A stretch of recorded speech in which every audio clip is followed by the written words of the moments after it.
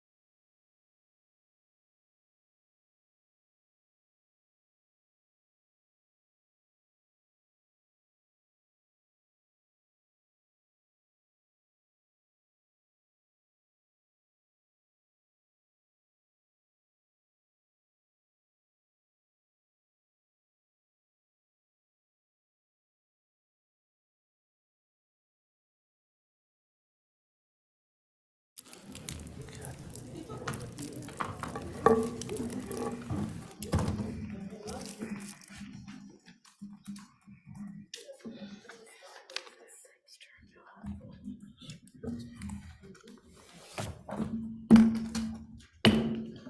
call this meeting to order.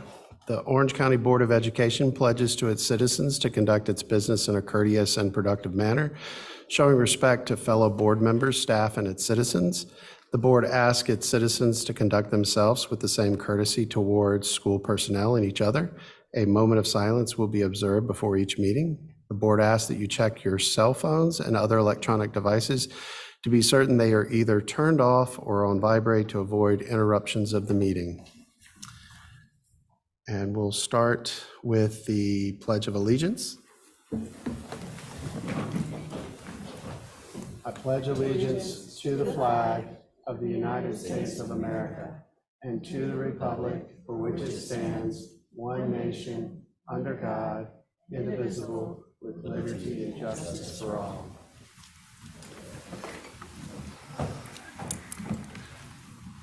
All right, if we can take just a moment of silence.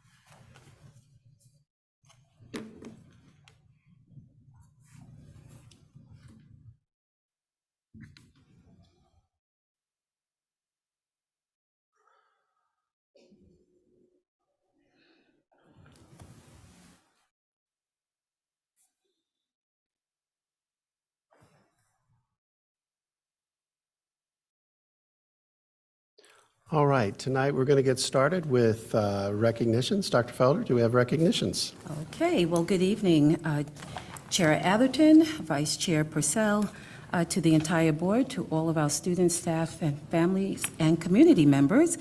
Our first and only recognition for this evening is to mark World Down Syndrome Day. So on March 21st, we invite everyone in Orange County schools to choose some socks, but not just any pair of socks, socks that will get you noticed, socks that will make a statement, socks that will stand out.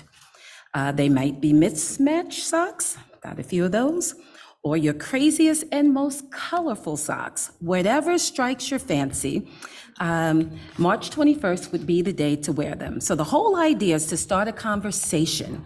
So when people ask you about your socks, you can tell them, I'm wearing them to raise awareness about Down syndrome. And then you can tell them everything you want them to know about Down syndrome. World Down Syndrome Day on March 21st is a global awareness day, which has been officially observed by the United Nations since 2012. To date, being the 21st day of the third month, was selected to signify the uniqueness of triplication of the 21st chromosome, which causes Down syndrome. But what does that mean? So in the daily lives of students and members of our community, it could mean so much if we do not raise awareness. All around the world, there's a real risk that people with Down syndrome will be treated badly. Often they are denied quality education or good health care. They are often denied the chance to work and to earn their own money. People with Down syndrome are often not allowed to make decisions about their own lives. Most importantly of all, their voices are often not heard.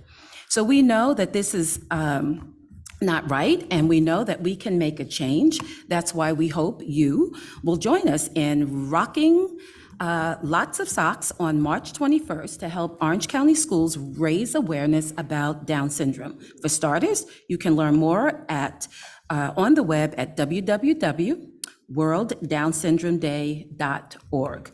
And we especially want to thank Nicole Lester. If you don't know Nicole Lester is a EC teacher at A.L. Stanback, and her fellow teachers in the Exceptional Children Program for bringing the date to our attention this year. So while we are here, we want to recognize that, the whole month of March is National Disability Awareness Month. We also want to plant a seed for when we return from spring break and from intercession for our Hillsborough Elementary School students and staff. So in the last full week of April, Orange County Schools will mark a special Disability Inclusion Week from April 24th through April 28th.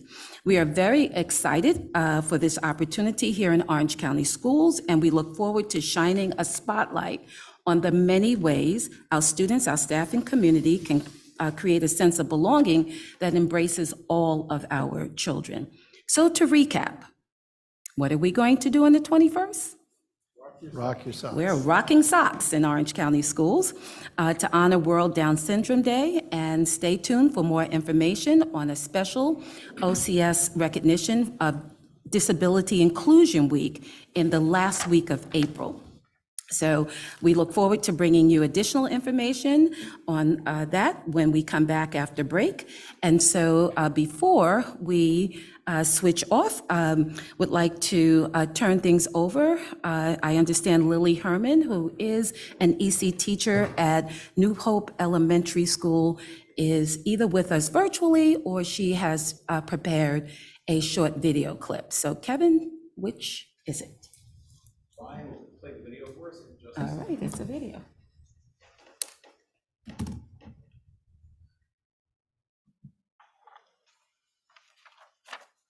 takes a second to switch screens.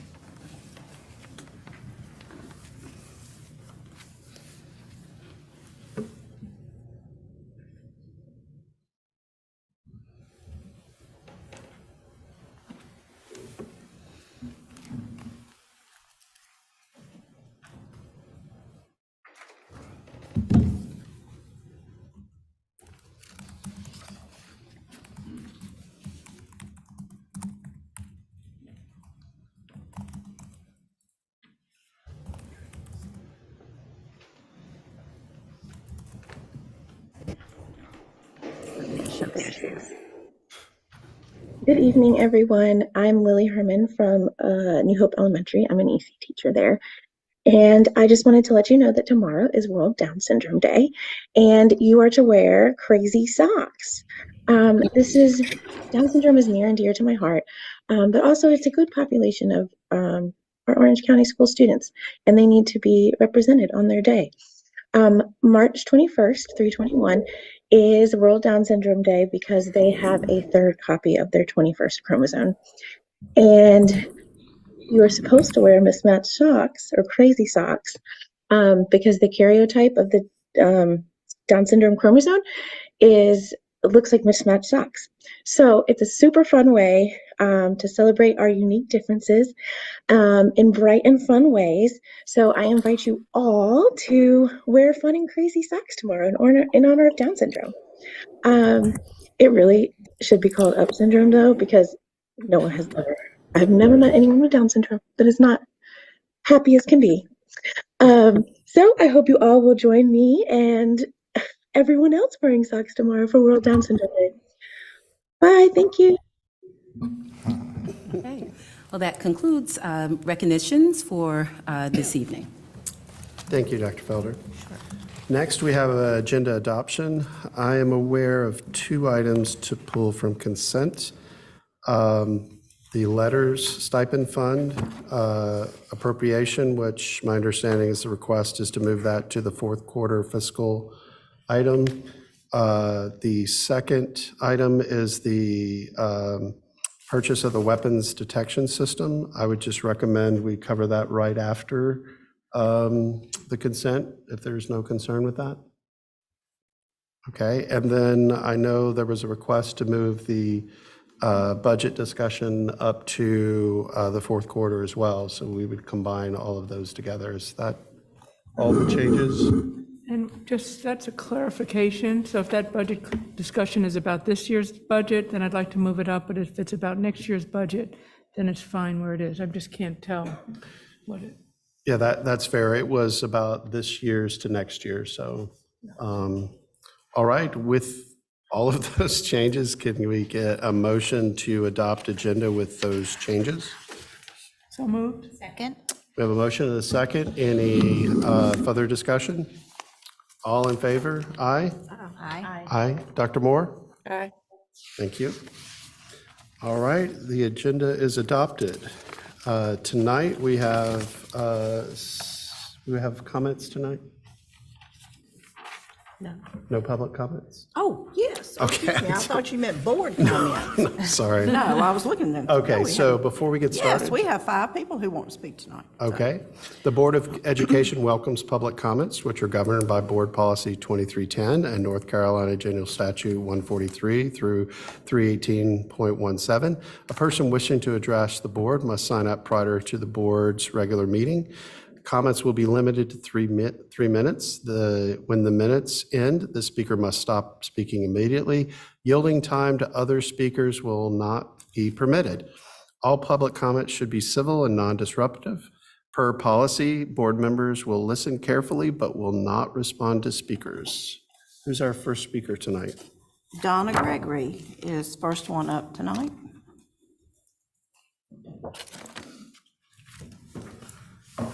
Good evening. Is this at the right height? I'm so short. Board members, I first want to thank each of you for serving on the school board. I am aware of the significant commitment of time and work and knowledge that you share, and I appreciate your work very much. Thank you. I am Donna Murray Gregory. I've lived in Orange County since my freshman year at UNC Chapel Hill. My husband, son, and daughter attended Orange County schools. My grandchild is attending school in Orange County, and so will my second grandchild and last grandchild in 3 years. After completing my master's work at Chapel Hill, I began my career as a school counselor in the Alamance County system for 4 years, and then I came to Orange County for 21 years. Of course, I voted and paid taxes in this county that whole time with my husband. My heart is in this system and in this community. I'm speaking tonight because of my great concern about the fund balance issue that I read on the agenda. As an educator and taxpayer, I don't understand. The basics of accounting are like magic to me. I don't get it. I do not understand so much about funding and balancing, but I know some other things. I understand this. The purpose of our school is to help all of our citizens prepare for their adult life. That's it in a nutshell. Their adult life will include working and caring for family and serving the country, etc. Who knows what? They need skills for these responsibilities. These skills are knowledge and use of reading, writing, math, science, geography, history, and primarily how to conduct oneself in society to the benefit of all. In other words, the overall aim of a school system is to get each one ready for what may ever come tomorrow. It may be entirely different than we anticipate.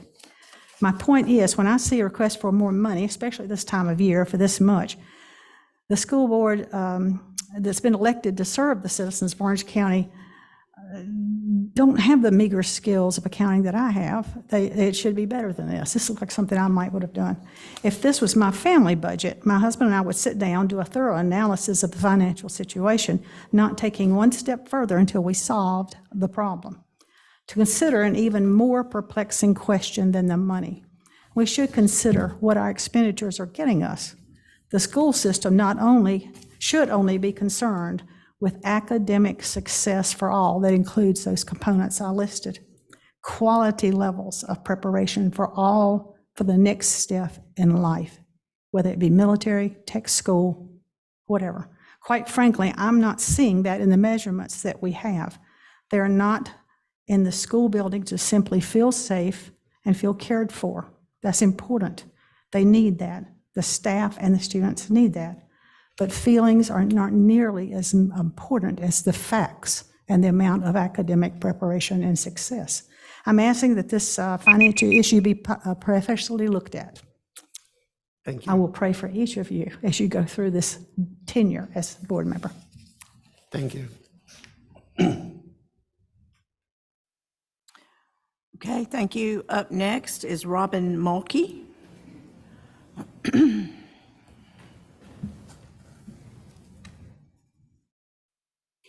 Good evening, Chair Atherton and board members. My name's Robin Mulkey, and I appreciate this opportunity to speak with you again. I've been a fairly close observer of Orange County school system for a long time. I've taken personal pride in the system as a product of Orange High School and as a mother of 3 that graduated from Orange County schools. I've been a faithful supporter of our schools for many years. While not perfect, our school system has served our students and the community well with the financial resources at hand until now. In the last few years, our community's been concerned about the decline in achievement, low academic proficiency levels of our students. We've been concerned about the shortage of teachers, teaching assistants, and bus drivers. We've been concerned about a lack of discipline and safety in schools, but we're shocked to learn that on top of all the other problems that we have, Orange County Schools apparently has a budget shortfall of $984,000, nearly $1 million. Just imagine, $1 million, according to your agenda tonight. How can this be true for this school year when the county commissioners increased the local funding for per pupil allocation to more than 441 to be exact, an amount that may be the highest allocation increase ever received from the Orange County Commissioners, and it's certainly the highest in my memory. How can this possibly be true? During a time where you've got COVID funds generously flowing from the federal government with very few strings, where has all that money gone? I'm standing before you tonight to call attention to this unbelievable situation and demand that you take action with transparency for the citizens of Orange County to find out how this possibly could have happened and to make sure it never happens again. Thank you. Thank you. Okay, up next is Cynthia Schreiner.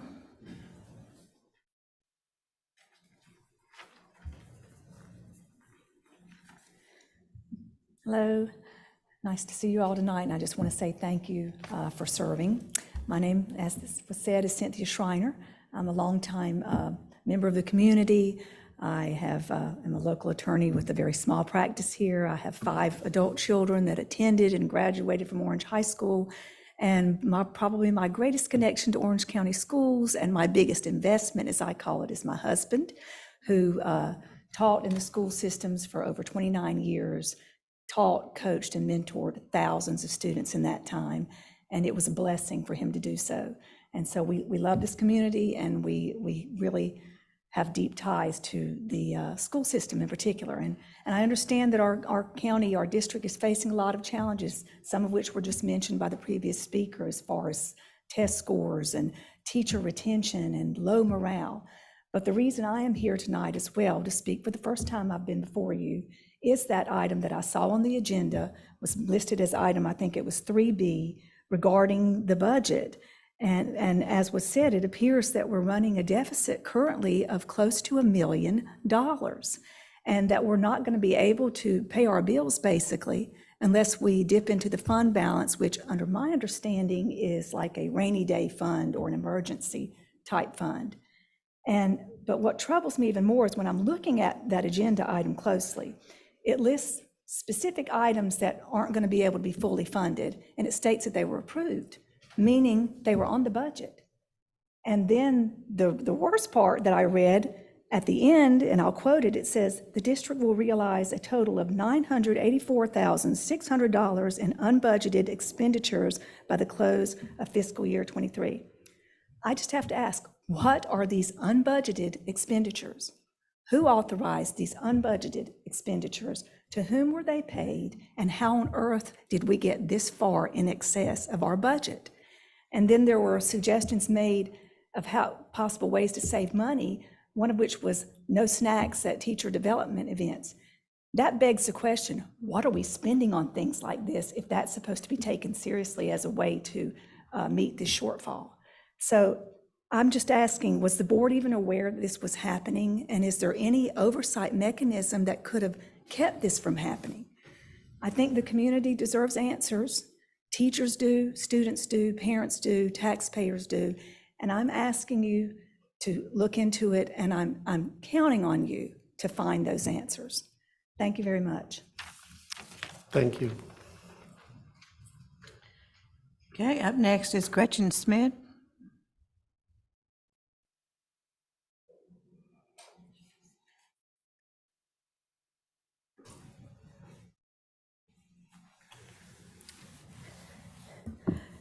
Good evening to the board and superintendent, and thank you for all the time and effort y'all are spending trying to oversee the education of all of the youth and the children in this school district.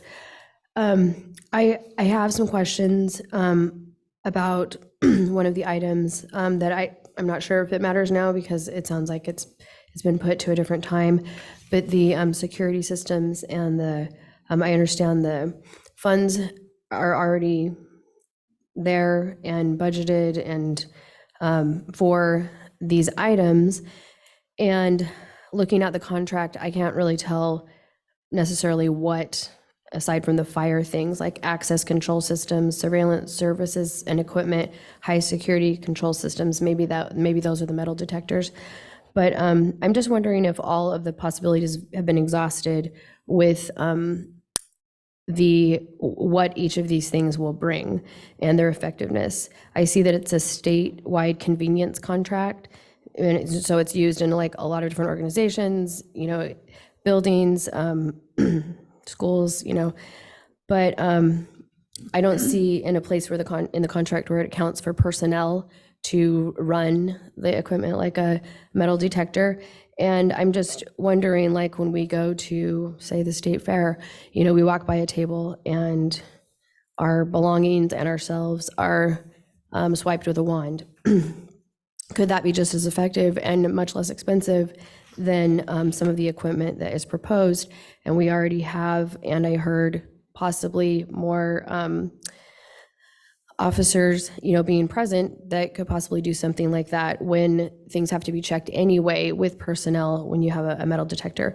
So I'm not an expert on any of this. I don't know, but I know that oftentimes it seems like in government, there's a feeling if the money is spent, the problem will be solved. And when we don't have that, I can see an accounting for the personnel that are going to implement this and take care of it. That leaves a question. On the finance issue that's already been brought up, I know that healthy companies, organizations, individuals, families, at every level, if we're going to be healthy, then we take a regular practice of looking at our finances, going through things with a fine-tooth comb, and realizing that most of us don't have a never-ending supply of money that we can just call on, and we have to figure things out. So I would support and ask and think that it would be a really smart thing to have an independent audit. And this school year started out in the joint meeting with the Board of County Commissioners with just a $500,000 shortfall. And so a lot of the same questions that people have already proposed. Thank you. Okay, our last speaker is Earl Ty.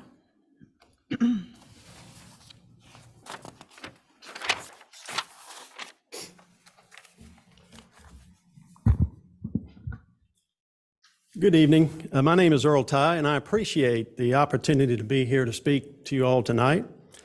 We've lived in Orange County since 1996, and two of our kids graduated from Cedar Ridge High School.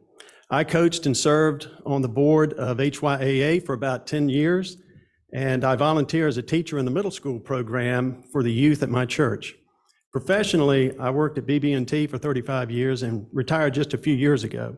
And one of the most enjoyable experiences that I had over those years was the opportunity to attend and present the Orange County Teacher of the Year Award at their annual banquet, whenever BB&T was a sponsor. And so I witnessed year after year the commitment, the energy, the enthusiasm of teachers represented in every school throughout the district. I came to know many good teachers and administrators here over the years, and I've seen what is possible in Orange County schools. And like many of you, I enjoy investing my time, energy, and resources in the young people in this community. And the quality of their educational experience is of great importance to me. However, the current state of affairs is troubling. Our students have performed below the state average in the end of grade proficiency for the past 3 years. Discipline and morale problems are widespread, and while the district staffing grows, classrooms go without teachers. And these are all serious issues, but what brings me here tonight are the two agenda items entitled Cost Saving Strategies and Fund Balances Request and Stipend Fund Balance Appropriation. As I read them, these items are collectively seeking just over $1,250,000 for additional unbudgeted expenditures. I have attended most every school board meeting in this school year, and I don't recall ever seeing the board approve a spending item without also identifying the funding source. And this leads me to ask, how did we get here? How was it that so much money was spent over and above the approved budget, and who authorized it, and where did the money go? Everybody in this community deserves answers. And as such, I respectfully ask the board to authorize and expedite a financial audit from an outside independent organization with direct oversight by the board chair or his designee on the board. Now, this is a critical matter that merits the highest priority and your prompt attention. Thank you. Thank you. Is that everyone? That's everyone. Thank you all. Thank you, everyone, for coming to speak tonight. Next, we have the consent agenda. Do we have a motion to approve the consent agenda with the modified personnel report? So moved. And the changes, and the items pulled. You don't have to say that, they're already pulled. Second. We have a motion and a second. All in favor? Aye? Aye. Thank you. All right, the consent agenda is approved. Then the first item we have up was to put the item 4, contract approval for purchase of weapon detection system for secondary schools.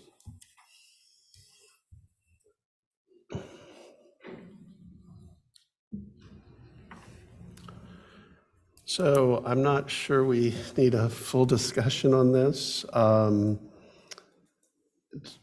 Does the board want to take action, or how does the board wish to proceed on this discussion?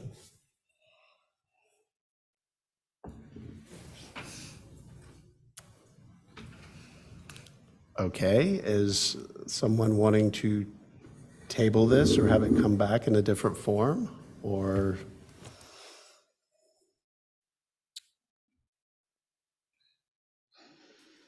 I say we table it. We table it, and do we want it to come back with a updated proposal, or table it till when? Just want to put either table forever or Either table to a specific date or just indefinitely, which would mean until such a time as it's put back on the agenda, I suppose. Yeah, I say we just table indefinitely. All right, we have a motion to table. Do we have a second? I'll second. Okay, we have a motion and a second. Any further discussion? All right, all in favor? Aye? Aye. All right, motion has carried. Item has been tabled. All right, next up, we have the school fees.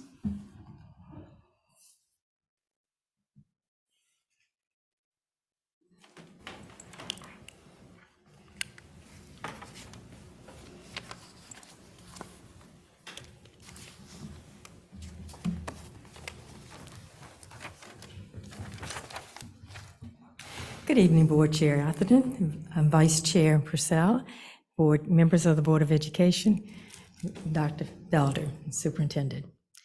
This evening, I'd like to present the proposed school fees for the 2023-2024 school year. You will see in assembly that there were 3 changes to the fees, each one of them actually reducing the fees from what it was charged previously to 0. One being the elementary fees of the school system.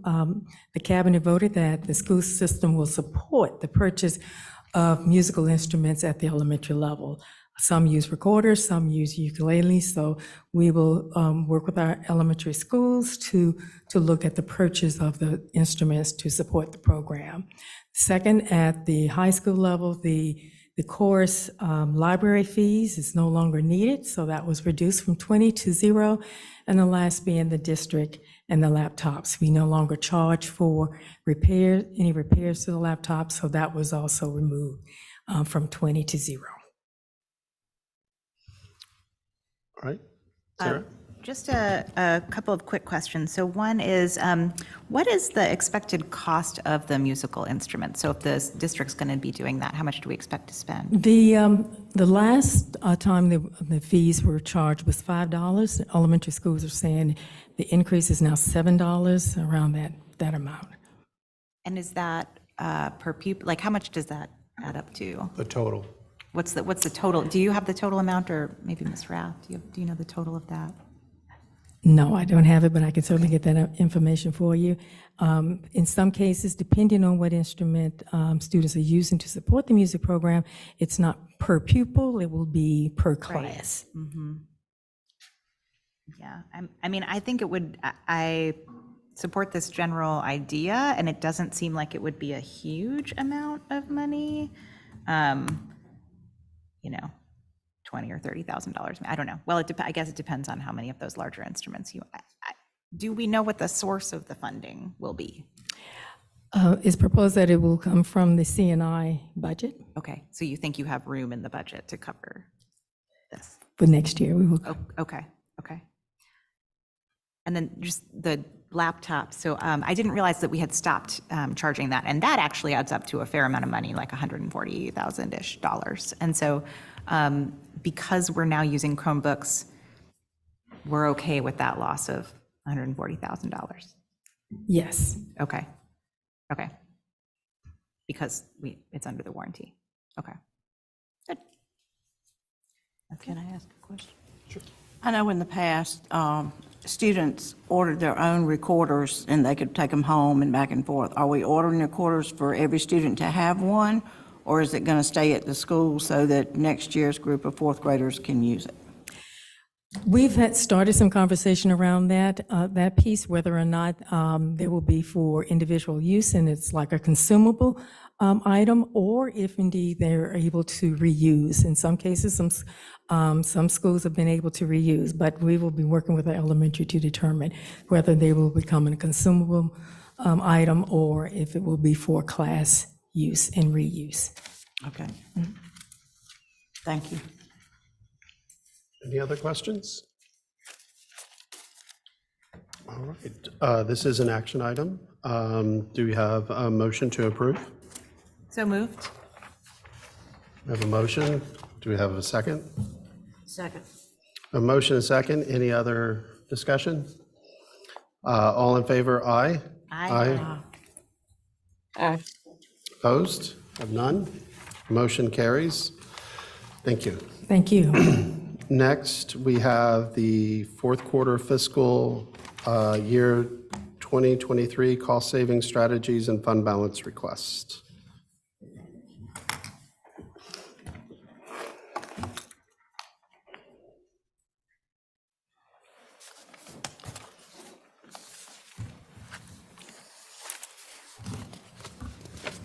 Good evening. We don't have a slide presentation for this. I'm here to basically answer questions or provide clarity regarding to what was provided in the board abstract. This is being brought to you this evening because as I begin projecting for the rest of the year, if we continue at the level that we are, we will be overspending, and we can't do that. So the request for you tonight is based upon those projections. All right, questions? Bonnie? I'll start with the most basic. First, Rhonda, I want to just thank you for your transparency and your commitment to get the right numbers in front of the board, so thank you for that. I have a question because it's, many people said we have 984,000 plus 275. Through the year, the board has approved some amount of spending and with a designated funding source. And I'm just curious what happened, so which, are we over which items are we over the designated funding, or is the funding source run out of money? I can't tell if we're spending too much or the money went away. So based upon the projections, the initiatives that the board did approve were funding from lapsed salaries, and those lapsed salaries were based upon the vacant positions that we had in the district. When, at the time that we projected these incentives and discussed them with the board, the anticipated expenditures versus what is actually coming to fruition, the actual expense is outpacing the lapsed salaries. And therefore, as a result, if it continues, we will be in an overspending situation. And is that consistent for all the items? Looks like everything's supposed to go from lapsed salaries, so it's... Yes. The LETRS stipends, the previous LETRS stipends were the only thing that were a fund balance appropriation.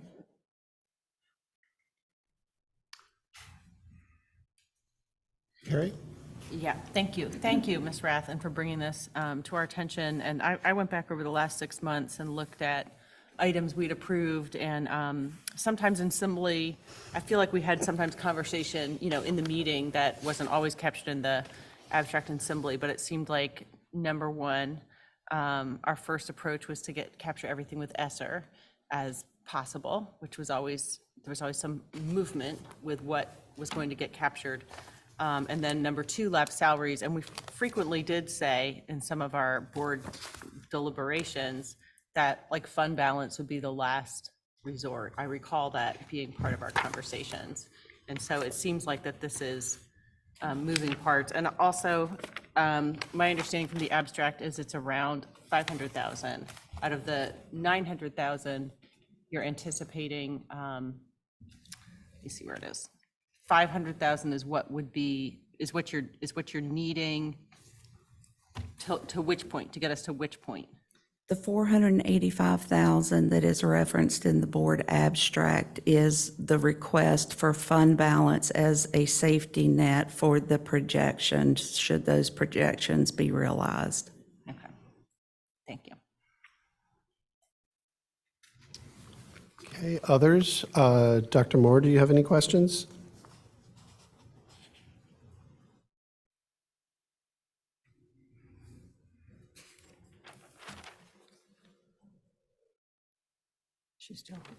Sorry, I was trying to unmute myself. That's okay. That's Sorry okay. about that. Yeah, hold on just 1 second. I lost my note. Okay, yeah. So I was looking at the 2023 cost saving strategies, and thank you, Miss Rath, for the breakdown. And I support some of your initiatives that you have for the strategies. And I have 3, I guess, suggestions or comments for the cost savings. And I'll start with the first one. Do we need to look at possibly ceasing stipends for extra duties My second one, past personnel reports reflect temporary terminating contracts. And I believe those contracts are funded from local money. Do we need to look at ceasing those contracts unless they impact student learning? And my last question, I believe March 31st, that all POs have to be submitted. And I'm wondering, do we need to look at saying no to funding more POs or cease spending unless it totally impacts students? Thank you. Thank you, Dr. Moore. I just wanted to add that I did cease all spending on Friday. Thank you. Sarah? So one thing I'm curious about is the bus driver incentives. And thank you for the additional information about what we expected to spend and what we've spent. And I see that that piece is like quite a bit more than we were expecting. I'm curious why. Like what is it about those incentives? Is it the increase in pay or the referral bonuses? Do you know why it's so much higher than we expected? When we originally brought the incentive before the board, we were projecting 10, for example, 10 sign-on bonuses at $1,000 when it was originally brought forward. It was recaptured in August of '22 as a result of the competitiveness in our surrounding counties, and as a result of what we were seeing and hearing, that we needed to recommend raising that sign-on bonus to $2,500.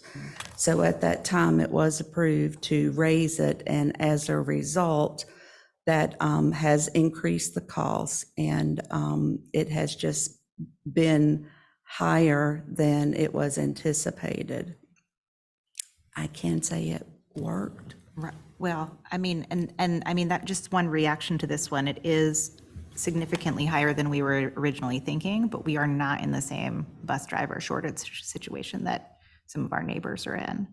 So I'm not suggesting that we dial back on that. I think one thought I have is, and to Carrie's point about sometimes in the abstract, it wouldn't say necessarily like the total anticipated impact, but we'd have a conversation about it.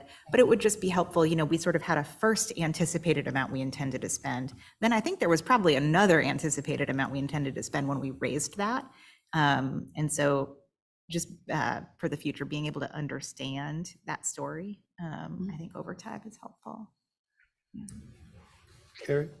Yeah, just some other thoughts on perspective that I've had. I mean, the bus driver, you know, Chapel Hill, they've moved up to $20 an hour and they've still not been able to meet their bus routes. Durham Public Schools has had to let parents know sometimes they don't have anyone to drive their kids home. We haven't had that. And so, you know, there's a reason why we're in, this season has been hard. And I know your team has worked to reconcile all these moving parts. And as $485,000 is a lot of money, but you know, for a household making $5,000 a month, it's the equivalent of unexpected $300 out of savings for the year. It's 0.5% of our budget, and I know other districts in this area reconcile expenses with fund balance, and the commissioners have encouraged us to use our fund balance. So you know, there's multiple perspectives on how necessary some of these costs are and how challenging this time has been to meet some of these needs with shortages, staff. Sarah? One other piece that I had a question about was the teacher positions that got cut by the state and then got shifted to the local budget. I think that my memory is that when those positions were originally cut, we were anticipating to resolve that through attrition. Mm-hmm. And I sort of assumed that was like start of the year attrition or something. I don't know. I guess this one I was a little bit more surprised to see here because I thought that any of those state teaching positions had been cut or cut through attrition. Are these additional positions that we put on the local budget, is that because we didn't see the attrition we anticipated, or was there a decision to keep those positions? Would you? Sure. We had 9 positions that were cut by the state, right, due to lower enrollment. And so 6 of those positions were absorbed. 3 of the positions, one at New Hope and one at Eflin Cheeks Global Elementary School, those 2 positions in particular were to support the schools as they requested not to have combination classes for last year. So that supported their efforts there. And with Grady A. Brown Elementary School, I'm going to ask Joyce if she could help support this, what happened with Grady A. Brown. I understand that they received, and Joyce, Ms. Hatcher, please correct me if I'm wrong, they were allocated an additional kindergarten teacher based on their enrollment. The teacher was offered the position, a class assigned, and in the end, it turned out that they really didn't need the position, but we didn't take the position from the school given where they were at that time. So Joyce, Ms. Hatcher, please correct me if I'm incorrect. Good evening, board. That is correct. We also had already extended the position. The person who accepted the position had already resigned from the position that they had. So that is correct. Thank you. Thank you all. I have a couple of questions. To that point, did we lose any positions because of the use of the North Carolina Virtual Public School? So the way I will speak from my lens only, and I will look to some of my colleagues. From my lens, we do have state positions, state classroom teacher positions that are taken away from us based upon the number of students that we have in NCVPS. Is there any more that needs to be said?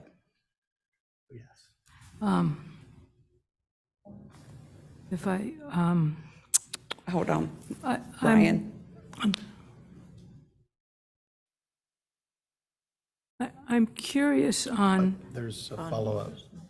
I'm sorry. Oh, I'm sorry. So it's actually a dollar amount. It's an average from year to year that gets taken off the top for NCVPS based on our enrollment for the previous 3 years averaged out. And so that's taken off the top of our monies. Yeah, I guess when I look at the 210,000, we knew on day 40 how many positions we were going to use, so I don't know why, how many positions we would lose, so I don't understand why there would be more. I would assume that was earmarked on day 40. Am I right? Mm-hmm. Lapsed salaries. How much money, I realize there's always money going in, but I was curious, how much money, how big is the lapsed salaries pot? And in addition to these items, how many other items are going into it? You know, and I'm looking for, is it 3 million, is it 984,000? What is the size of that lapsed salaries? So I will provide you from my lens. An average teacher salary in our district, including all of the associated benefits, is roughly $8,000 a month. If you multiply that times your certified vacancies, for example, that you see on your vacancy report from month to month, that gives you a ballpark of what your lapsed salaries are that are being realized. So I would say we've averaged around 28. So roughly maybe 224,000 a month. So it's a couple of $1 million, right? Mm-hmm. It's about a couple of $1 million. So it's more than 984,000. There's, you know, and I don't know how how does this project for the rest of the year, right? I mean, that you're giving us a point in time, but there's 3 more months to the school year. Right, and I'm looking at this point in time taking into account the funding sources that are available, making sure that state resources have been maximized. And that basically means, in my terms, that we have shifted what we can from local to state to ensure that the state dollars are utilized and that none is left on the table, but that we don't overspend there as well. And based upon that and projecting what I see hitting the local budget is what my projections are, that we will need the $485,000 for the rest of the year, should all things hold as they have held for January and February. So I do have several questions, and I just, oh, I know go you, ahead. I know you like to go last. I just had a couple. Sure, go ahead. And you may have answered this, Ms. Rath, but how far are we from the county commissioner's required fund balance? So the 5.5% is roughly 2.1 to 2.2 million. Based upon the information that is before you tonight, our unassigned fund balance will be 2.4 million. After taking into account everything that is on the agenda for this evening that has been requested. Okay. And then lastly, will our after-school program be stable with what we got going on? After school is funded from the fees that are collected to support that program. So that's not a part of the projections that I have that we're discussing now. All right, thank you. Can I do a follow-up on the after-school, which is, I do think that would be a helpful topic to bring to a future budget committee meeting, because I know that the raises that we gave those after-school staff were grant funded, and so there is like an end date that sunsets at some point. I know it's multi-year, but I think it would be good to get ahead of that and look at those fees. So I do have a few questions. So thank you so much for this.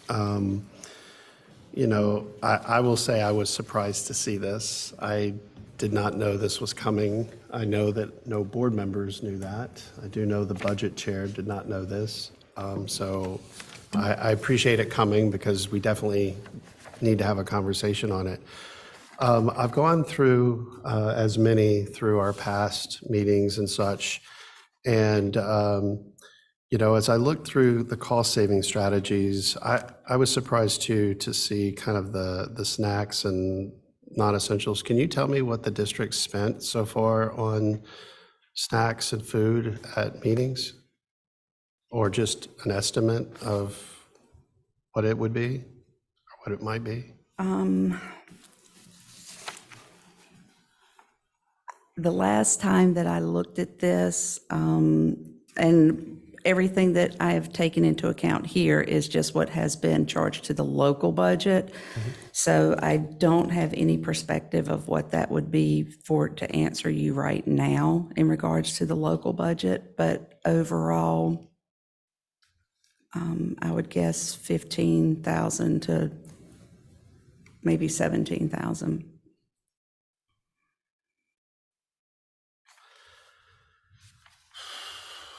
Okay. Wow, that's a lot. One of the questions I have too is, for example, we had the Forthright contract that came before us and we declined it. How would that have been paid if we didn't decline it? Would it have had to have come under this as well? Yes. The 92,000 that's listed in here as the staff vacancies covering going above and beyond assigned duties, I don't remember all of those coming to the board, or those don't always come to the board, do they? So the 92,000 is representative of what has come to the board in form of temporary terminating contracts.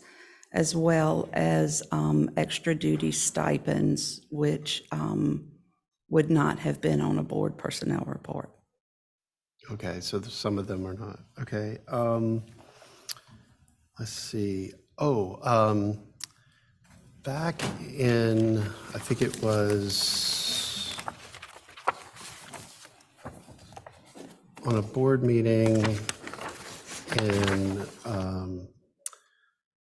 November 7th, there was the first quarter contracts between 30,000 and 50,000 that we received, and the total of that for the period of July 1st to September 30th was $412,000 for just the first quarter. Do you have any idea how much the total is now for those contracts that are 50K and below at this point? I'm sorry, I do not. I'm not prepared to answer that. Okay, that's okay, but this would also fall in the same scenario of how we would have to account to, right? They should have been in the budget because part of the process when I approve them is that the funds are there. So they would have been in the budget, but policy states that superintendent has the authority to sign contracts up to $50,000. Okay. I did have the question of lapse salary, so thank you for saying that. I guess one of the other questions I had is the substitute retention stipend. When I went back and looked at it, that is after they complete a total of 10 days, is it? They have to complete a sequence of coverage? There's a tier, 10 days is one of them. I believe it was 4 or 5 is the first tier, and then 14 is the highest tier. Okay. So I also looked up the planning period stipend. So that is, the board originally said $40 per coverage, and that if any teacher was more than one, there would be an exception process that would be done, and the intent would be to use the substitutes or other methods first. And I see that right now, the planning period stipends we've spent to date, 210K, or 110K, I mean? That's correct. So that's about 2,750 times that we had to do coverage for other teachers. And then on top of that, the teaching assistants or substitutes had to cover 115K. So that means they had to reach the 5-day tier or the 14-day tier, right? Yes. That is a whole lot of coverage. Too much. We definitely need to understand that. I mean, I'm just going to say I'm very concerned with that. The bus driver incentives, I know it listed the athletic coach serving driving as well, and I think it was 5. They would get 250 after they completed 5, and then it would be 250 as well. So I know it's not broken out that way, but it didn't seem like that one would be the one that would cause the concern of the coverage. Has it been? No. No? Okay.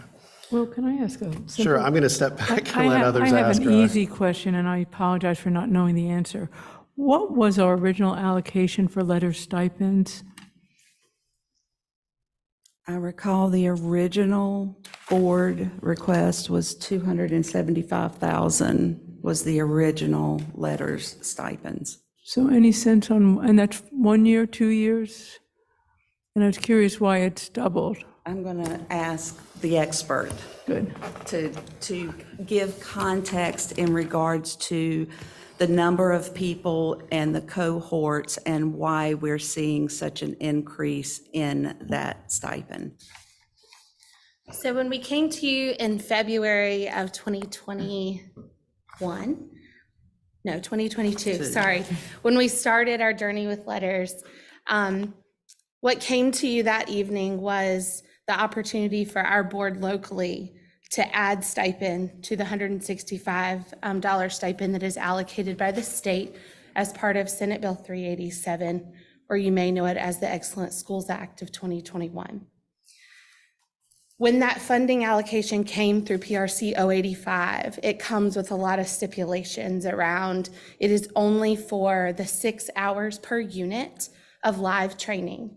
It doesn't take into account all of the hours of coursework, online readings, and bridge to practice time. It also, when we came to you in February of that year, our current professional development plan had our teachers doing the professional development in the afternoons and the evenings. If you recall, we had a sched, they could sign up. We were running 8 different cohorts in our district for LETRS training, and teachers would sign up. Each session was capped at 42 individuals. Our teachers quickly let us know that that wasn't working. They could not do the 3 hours twice for each unit. So it's 6 hours total for each unit.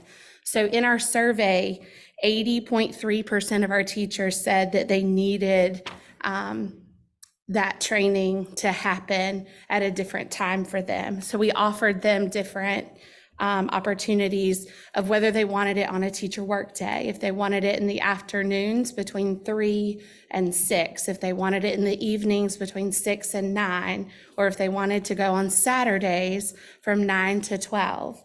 And 93.4% of our teachers said that they needed that professional development to happen within the workday or on a teacher workday. So we shifted all of our professional development planning and we made that happen for our teachers. We aligned it to our staff calendar. You may recall, as I'm sure you heard, there were 2 days, once for traditional calendar and once for the year-round calendar, where the teachers actually did professional development on an optional teacher workday. But they did it in order to fulfill the requirements of the course and stay on pace, as it is very rigorous and they have to complete it within 2 years and they're locked out of the platform. We recently did another survey of our teachers, and being on teacher workdays continues to be the prominent preference of our teachers.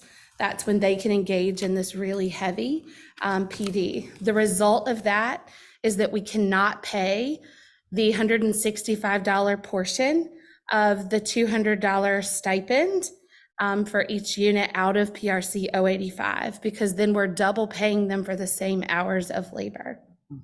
So part of that approval in February of 2022 was that we said here in Orange County School, every teacher, regardless of when they will do that training, will get the stipend, and that they would get a $200 stipend per unit for a total of $2,000 for the course of LETRS across 8 units to be completed in 2 years. And our pre-K teachers would receive a $1,000 stipend for the 1 year of work across the 4 units that they have to complete as well. I hope that helps. If there's more questions, I'll be happy to clarify. But you're saying that that action of moving the LETRS training to a teacher workday doubled the cost, essentially? Essentially, yes, because we're not able to use PRC 085 to fund the $165 portion Which is of state that. funding. Yes, that is state funding.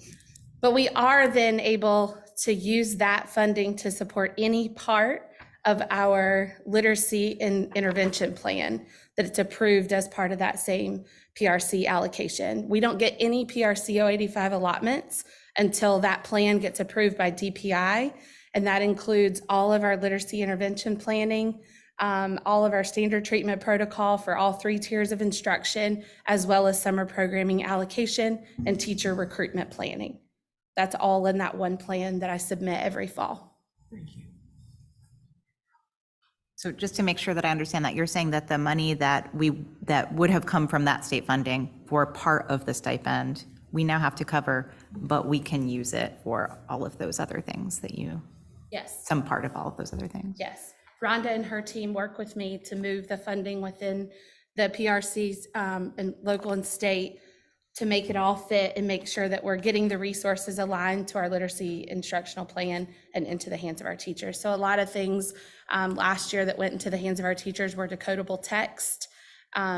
We put the letter tiles that they wanted for small group manipulation, smaller whiteboards, additional take-home reader resources, and there were amongst some other things, and from phonics to reading materials as well, and some of our intervention programs.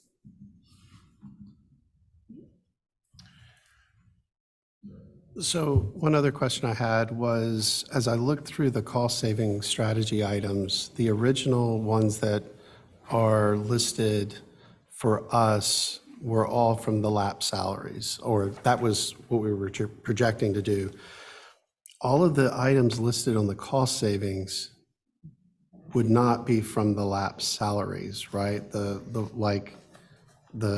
professional development, the mileage, the recognition, the retirements, end of year celebrations, those would have been locally funded, wouldn't they? I mean, we would have had a budget and we would have allocated for that. So does this mean that there's no local budget available either?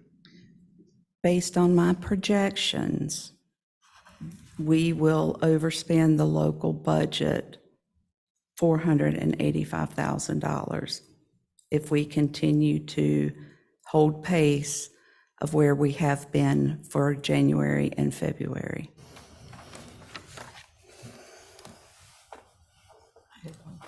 Go ahead. I had several questions. A lot of them have been answered, but being somebody who used to oversee mileage, when I read this, local mileage will be monitored to ensure safe travel, staff travel. Has it not been being monitored?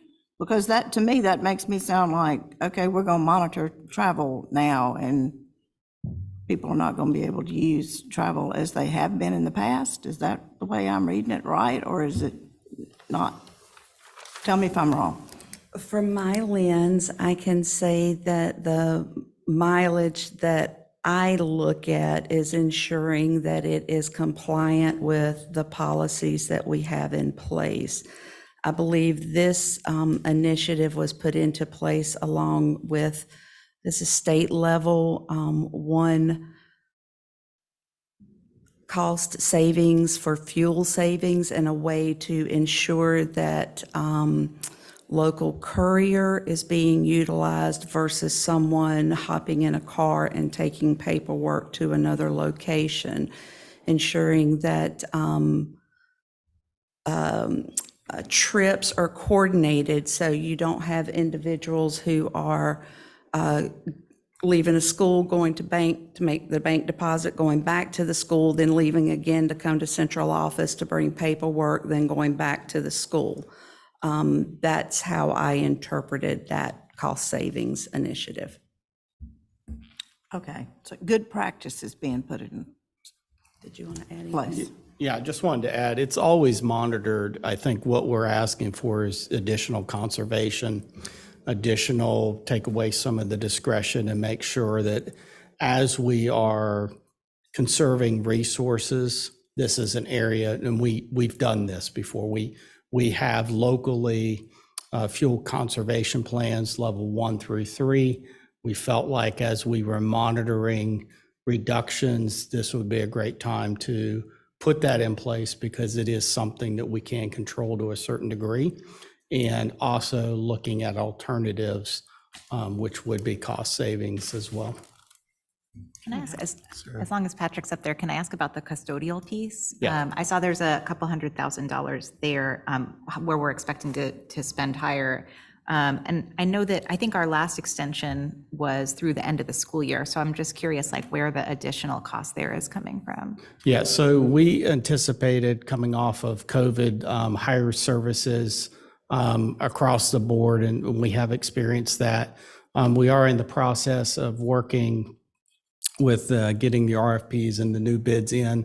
We are working with Core Management Services, who did an evaluation for the school district a couple of years ago, evaluating when the bid was put out, ways that we can streamline and make that bidding process even more clear so that we can try to reduce cost as much as possible. But it is a highly intensive, labor-intensive cost for that, and it's just an unknown cost until we actually get new bids in and we can see. There will be choices the board will have in the upcoming school year moving forward with that contract as far as the level of service, the number of buildings that we're outsourcing versus having custodial services in-house, and the degree at which we're putting requirements in place. But for this year, we were continuing at the current rate with no additional cost extensions, which will come into an amount of about $300,000. Yeah, I'm just building on that question. I thought even twice we approved a contract and fee extension. We are until June 30th of this year. All right, so why are we seeing this now as a fund balance? Didn't we commit the funds when we approved it? We did not. If you will look back at the abstracts, there was no funding source identified. It was a monthly. I just have to say I'm very concerned. It was a monthly cost that we presented that was approved by the board. That was not in your final budget. I do not feel comfortable with any of this, and I mean, everything that's listed as cost-saving strategies, hearing we're depleted, that it's very concerning. I think we need to understand this more, is at least how I feel. I'll let others speak for themselves, but I think we need to understand this. And I personally on the board, I've never had a case where we've had to do an allocation like this because of a situation. We've always put money into the fund balance at the end of the year. And to know we're in this situation now, before we even go to the county commissioners, is very concerning to me. That was a question I wanted to ask is, have you ever seen a situation like this before here in your tenure? Well, if I could just chime in, we've also never seen a situation before where we needed to pay stipends for covering classes. We've never seen a situation before where we needed to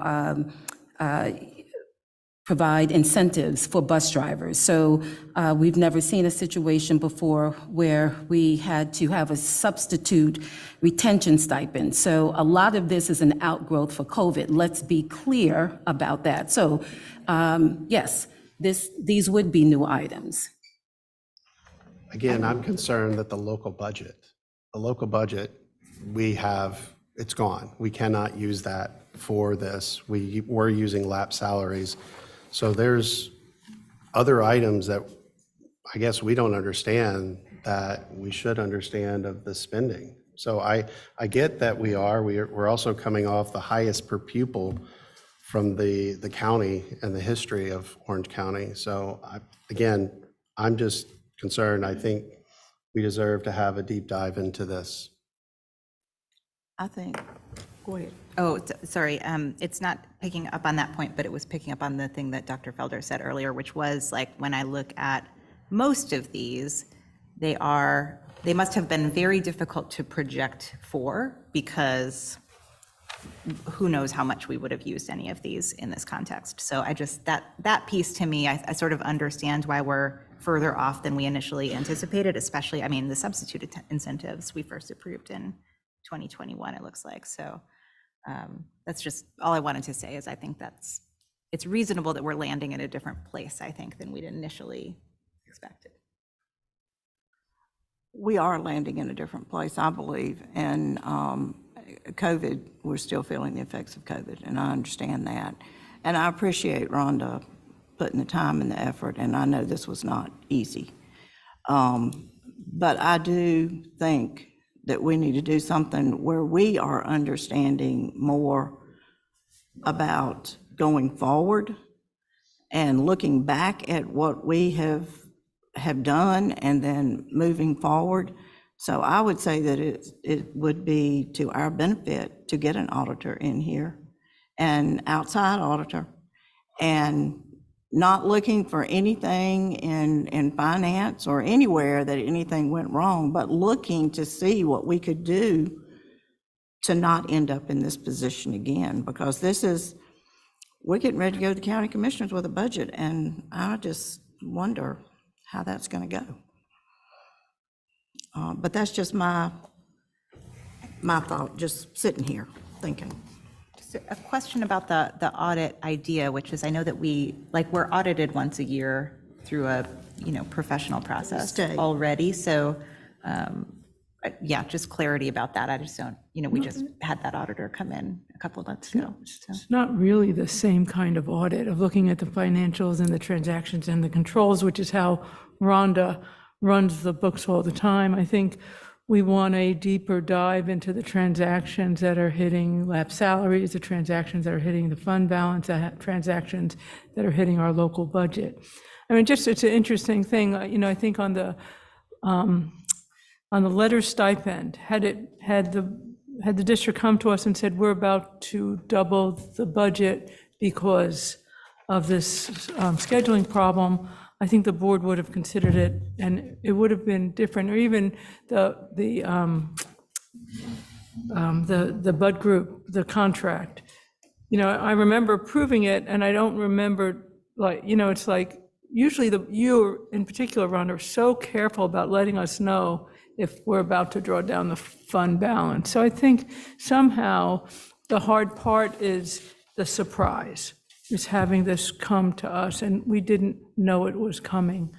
And honestly, we've been thinking that we have all kinds of money and lab salaries and this and that, and all of a sudden we don't. So I greatly, greatly appreciate you bringing this to us, but it's a little surprising that we didn't know it was coming.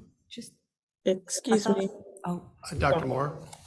Yes, I was just wondering, if we look at doing some type of outside audit, where's the money going to come from? How's it going to be funded if we do another audit? Great question.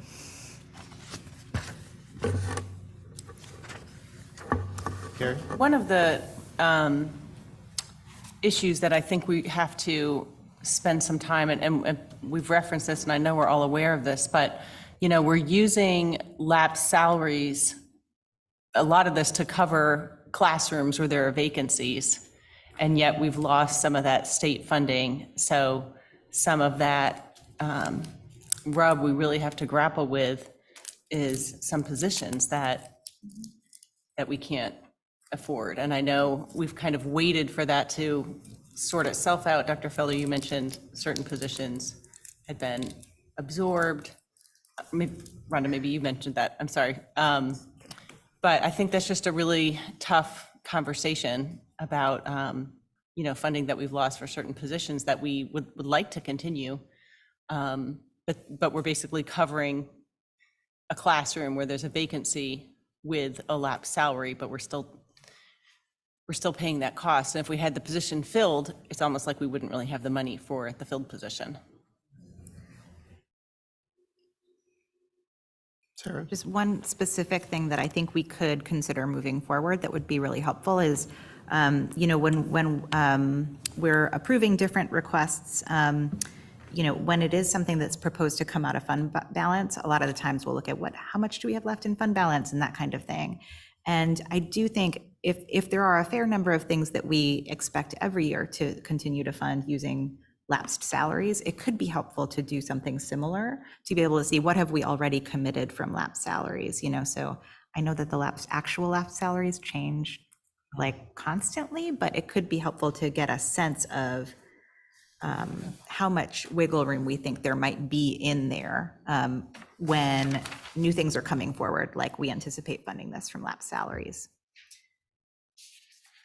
I don't know technically how easy that is to do as I'm saying it, but just to give a sense of how much of the volume of that we are already committed to. I understand. The only thing I would add is that when we start out a new year, we start out looking and thinking that there are no lapsed salaries, that every position is filled. Right. And so, we reset at the beginning of the year, and we are budgeting based upon every position that we have in the budget being filled. Mm-hmm. And you don't really capture a lapsed salary until that vacancy continues through a payroll cycle. So each payroll cycle that you have the vacancy is when you would accumulate a lapsed salary. Very complex.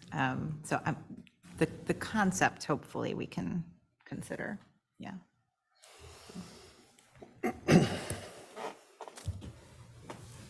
So how would the board like to proceed? I'm interested in having an external audit, and not that anything's wrong, it's more like to see that everything is okay. I think there are some policy implications of this, that if an unexpected expense is coming, the board should be notified, and including where it's going to come from, to prevent surprises like, so I think that's a policy issue, but I do think it would be really nice to, and I'm really interested to understand how we're using the nearly $2 million in lapsed salaries. I'm interested in some of the local funding. So I would like to know, because Rhonda, I know you manage our books like nobody does. And, we can have this conversation, I think, because this board totally trusts you, and I thank you for that. So I just think we want somebody to take an independent look and say, hey, this is probably something that might get you in this kind of situation. Is that in the form of a motion, or? I'll make a motion that we hire an independent outside auditor. So I think to actually hire an auditor, you need a contract with an auditor, and we can't just hire one without having some discussion. I guess the board could give direction to the administration to work with your current auditor and submit a proposal. But I don't think you're in a position to actually hire someone without a negotiated contract. I think we don't want our auditor to do it. We want someone that's independent. And no offense to our auditors, they know our books inside and out, but we really want someone who's an independent auditor. Having been in this business, this kind of stuff happens all the time, pretty common.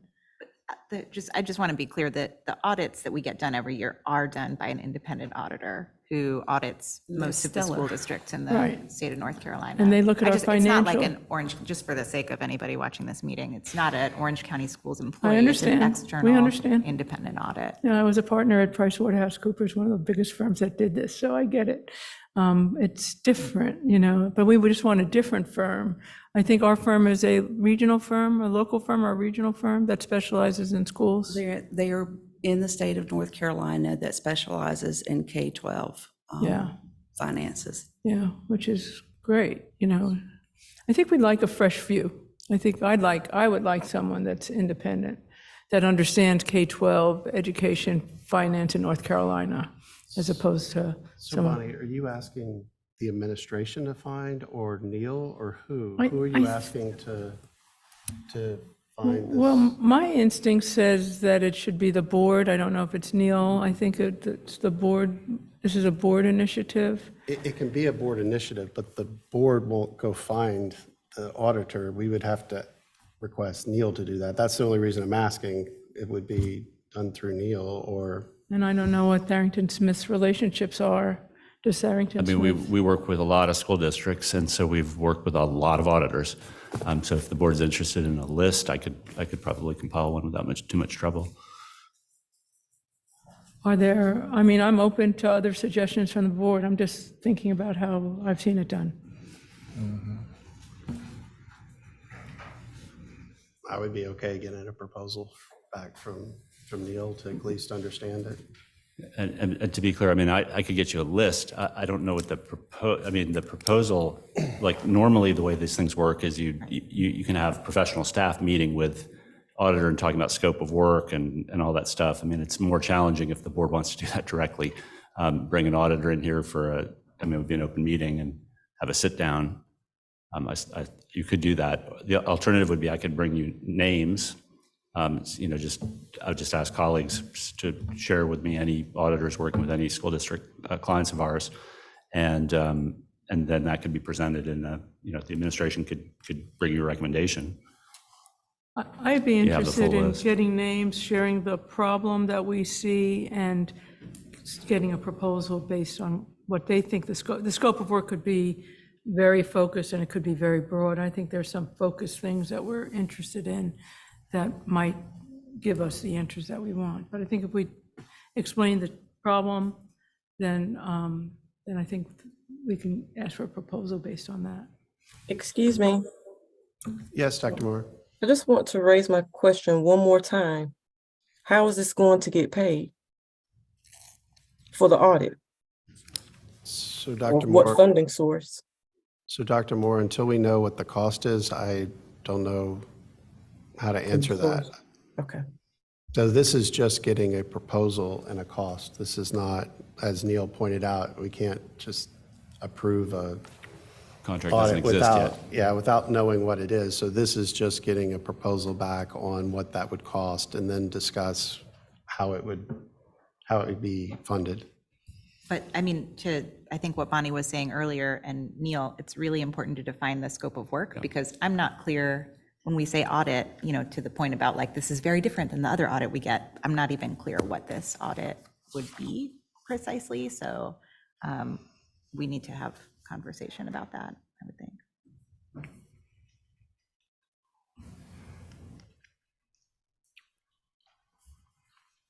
So Motion? we need a path forward on this. I mean, I definitely personally would like to understand the local funding. For example, how we're at no availability on local funding, for example, with all these items. So, but if we could set up a committee to go do that. Yep. And we could do that ad hoc right now, and then that committee could go have this discussion to come up with that scope.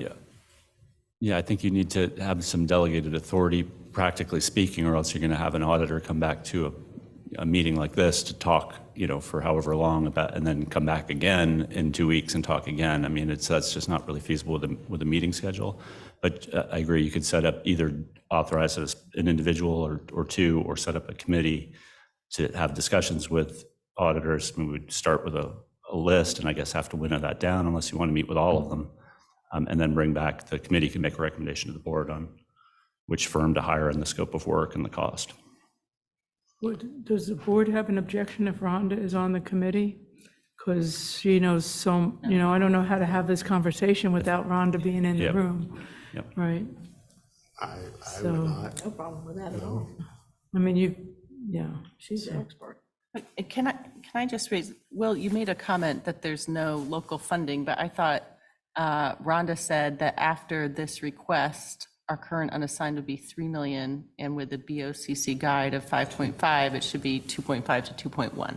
No, what Rhonda's talking about is the general fund, which is not the local operating budget. So the local operating budget is frozen, and the email went out to immediately stop spending. So the difference is the local operating budget, which is the day-to-day. That's what you're talking about. Is zero. Okay. Yeah, not the. Okay, I was So my concern is alarmed by if what we you have said to go there. back to that, Okay. now we would drop below it. So that's, my concern is having to do this. But, okay, so, so if we do a Sure. committee, go ahead. I'm sorry. Go ahead. I have one more thing. Miss Rath, I don't know the full scope of your work, but I'm guessing with the budget and things being paid, you had to be authorized to, I guess, approve certain expenses or cut checks, correct?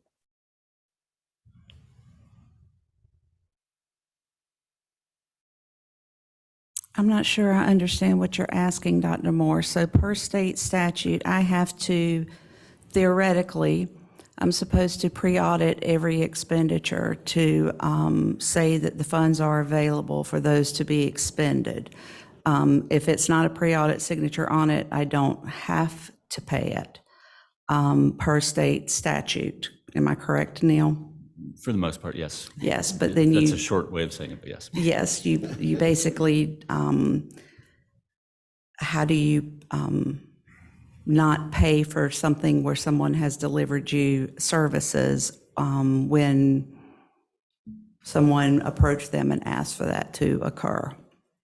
So I'm not sure what you are asking, Dr. Moore.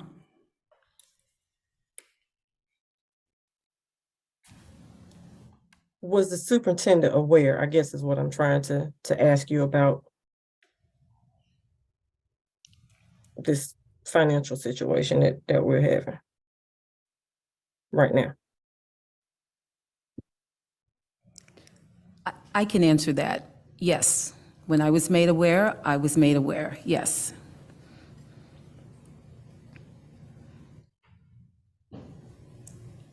Thank you.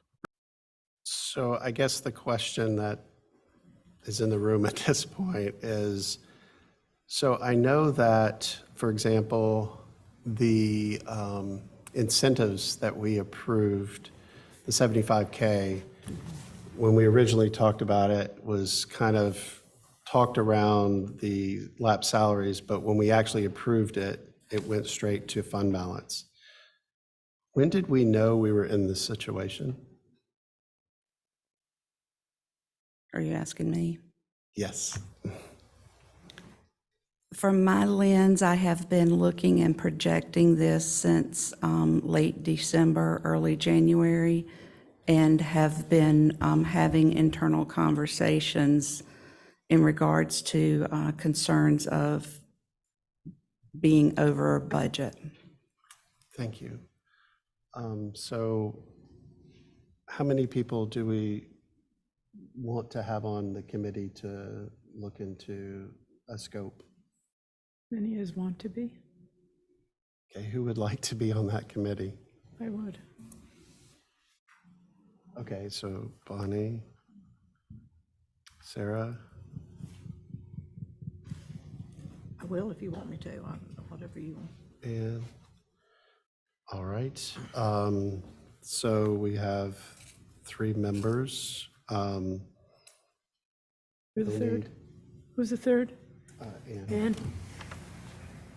So since this is an ad hoc committee, the board does need to approve that. So can we get a motion to approve such committee? I move to create a ad hoc committee to review, to examine proposals for a potential audit In scope. in scope. Scope to set this, okay. Okay, we have a motion. Do we have Second. We have a second from Carrie. Any further discussion? All in favor? Aye? Aye. Dr. All right, thank you, Dr. Moore. All right, so we have that committee. The 2 items before us as well is the fund balance transfer. So I guess one of the questions for you, Rhonda, is when will we hit that point? Does that have to be approved tonight, or we won't make obligations, or is that by April, or? That's my standpoint. Based upon the projections and what I am projecting, I am to the point where I would not move forward with allowing any spending outside of payroll, which I think will impact operations of the district. That's right now. So you need the fund balance now. I do. So just to translate, that means that Bud Group would stop, that means LETRS training stipends would stop, that means all of that stuff, you would just stop. Stop. Staff development would stop. Mileage stipends would stop. Anything other than what we have done a contract for, where we have physically signed a contract for, I would not feel comfortable going forward based on my projections without ensuring that we are not going to be in a situation where we overrun the budget. Just for clarity, LETRS training would continue, and the stipend, they would have to be moved to after-school evenings or Saturdays, and the stipend would move from $200 per unit to $165, which is allocated by the state. So it sounds like we do need to take action. I would recommend beyond taking action of this, that we require all contracts come to the board until at least end of year, given where we are.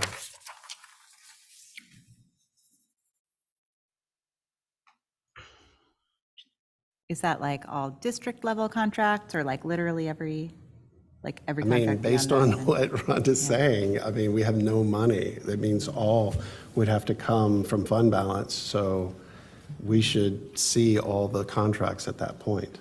Is there any level of contract, Ms. Rath, that you think would be so small that we would be unintentionally bringing to the board, or do you have any concerns about this?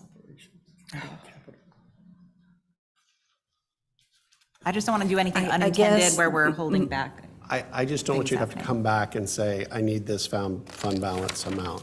Right, I think maybe I would recommend that it is couched around the use of local funds. I'm not sure that the board wants us to bring everything being expended from capital funds. Oh, yeah, no You know, capital. all of the contracts that are associated with that fall well below that threshold. Yeah, no, yeah, thank you. Yeah, my intention was no capital. That definitely would not have to be here, but all others. Yeah, and I would say transfers, any transfers from local to lab salaries, transfers to, ESSER, so these kinds of, so transfers also would be helpful. And I think we just want to know what's hitting our books that's not planned or not in the budget, I think. And I would include stipends. And stipends are a hard one, right? Yes, but I mean, we're not in a great state. We need to, anyway, that would be my recommendation to the board. But we definitely need to take action on these two items. And I would be remiss if I did not state, what I'm asking you to do is based on projections. Should the projections come in lower, then anything that was not utilized will definitely be placed back into fund balance. Fully understand it. And I know that the board appreciates you standing here, being able to tell us where we are, and we appreciate it. So we need to move 485,000 or No, more? More. We need to move the Oh, 275 plus the 700. 485. It's 700. The motion, and change. the one that I'm looking at in particular is around the 485,000, but then the letters Yes. to continue at that same level was an additional 275,000.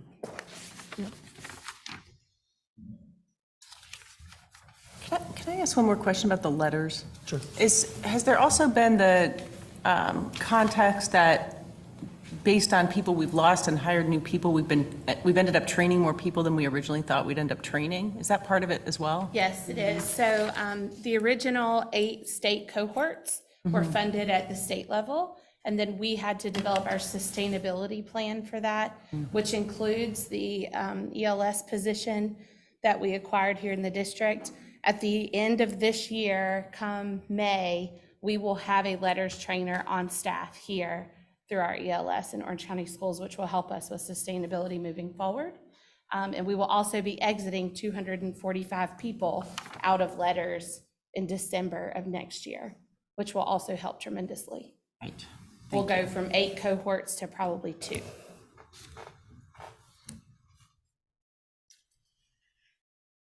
All right, so the total is $760K. Yep. So can we get a motion to fund balance transfer the $760K to cover the items listed and all contracts that are not capital to come before the board and all future stipends as well? Yeah, any new obligations, any new financial obligations, that would be new positions, that would be raises, that would be any new obligation, financial obligations would have to come to the board. And approve all cost-saving strategies. And approve cost-saving strategies plus some. Okay, do we have such a motion? So move.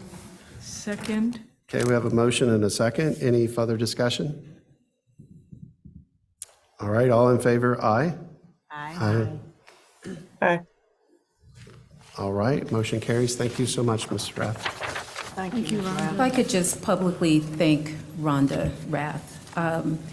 She is an outstanding Chief Finance Officer, and I know you all know that. And I want to just thank her.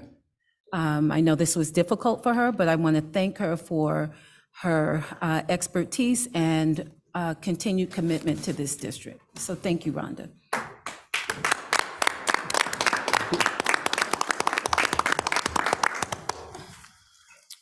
All right, next we have on the agenda the middle of the year results.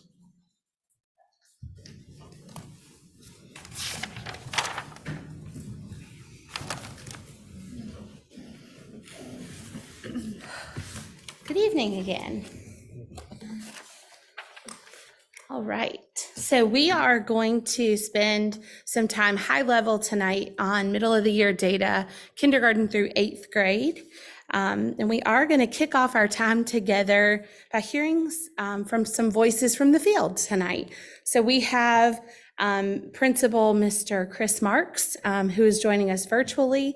And here in the room with us this evening, we also have Dr. Jeff Rockland, the principal at A.L. Standback, and his literacy coach, Miss Heather Johnson. So at this time, I'm going to turn it over to Mr. Marks at Grady Brown to talk a little bit about what is happening at Grady Brown that has attributed to the growth that they have seen at their school. So Mr. Marks, are you with us?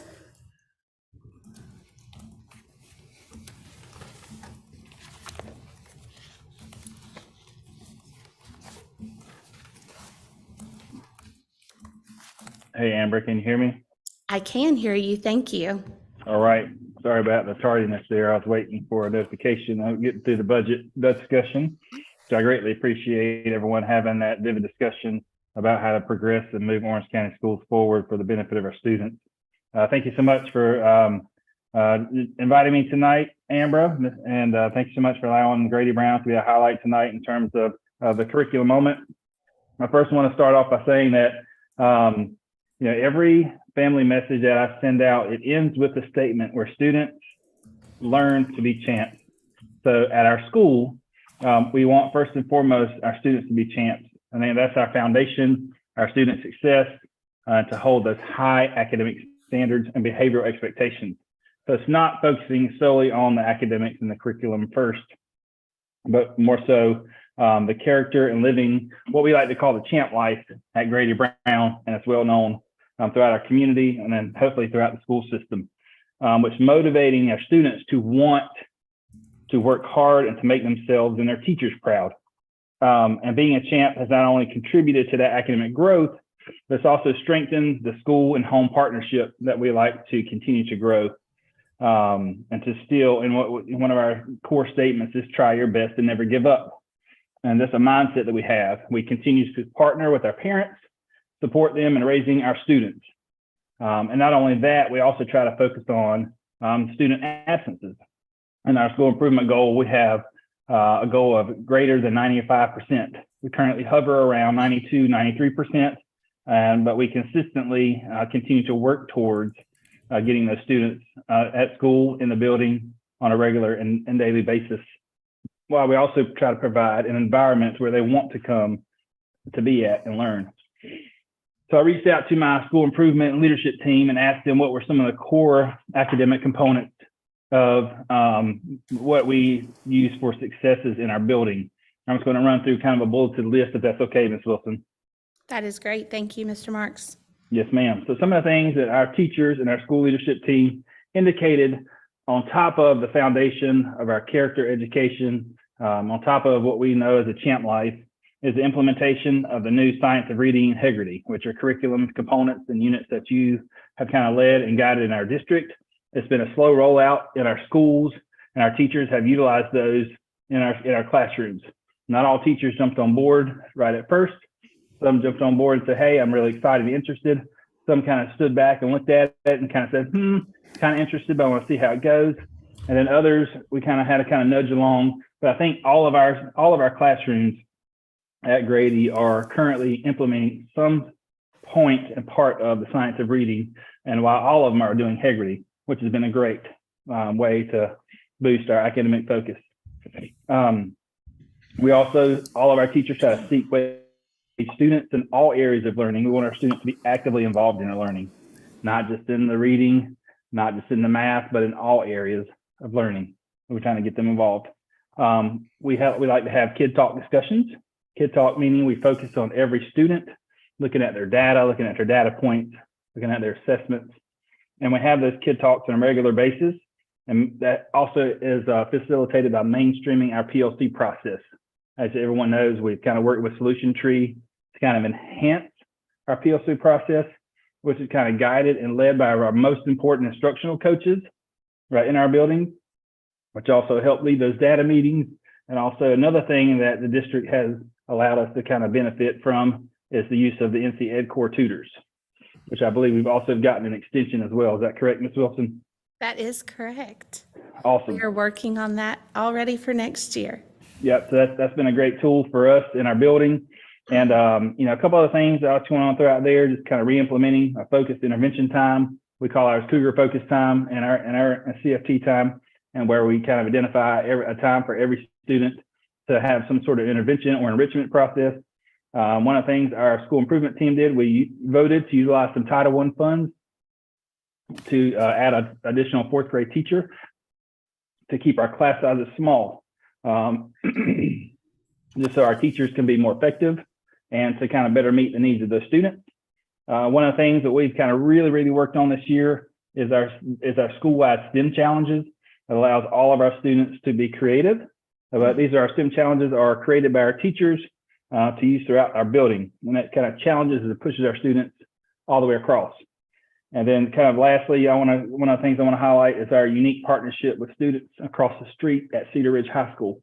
We have multiple students that come over, volunteer in our classrooms, mentoring, guiding, leading, extra hands in the classroom to do lots of great things in our building.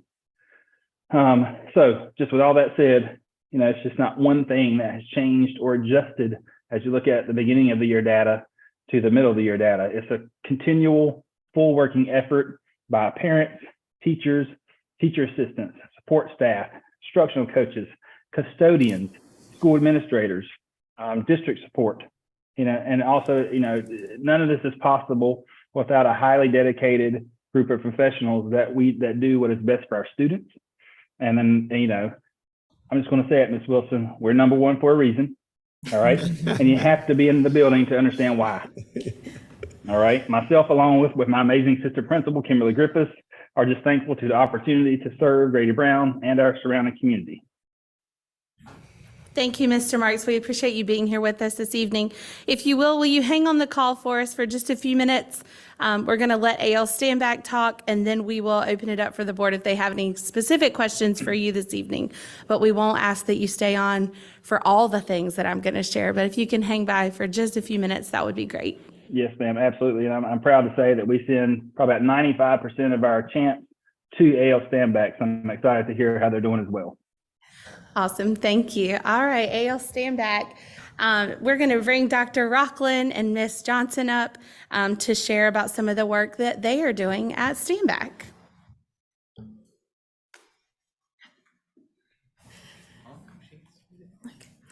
Well, thank you for having us here tonight to share some highlights about Standback Middle School. We're going to focus on our literacy interventions, which happened during our Bulldog Academy time. For the fall semester, we focused on looking at our Aimsweb screener data to put our students into appropriate intervention groups. When the spring semester came around, we wanted to refine those intervention groups.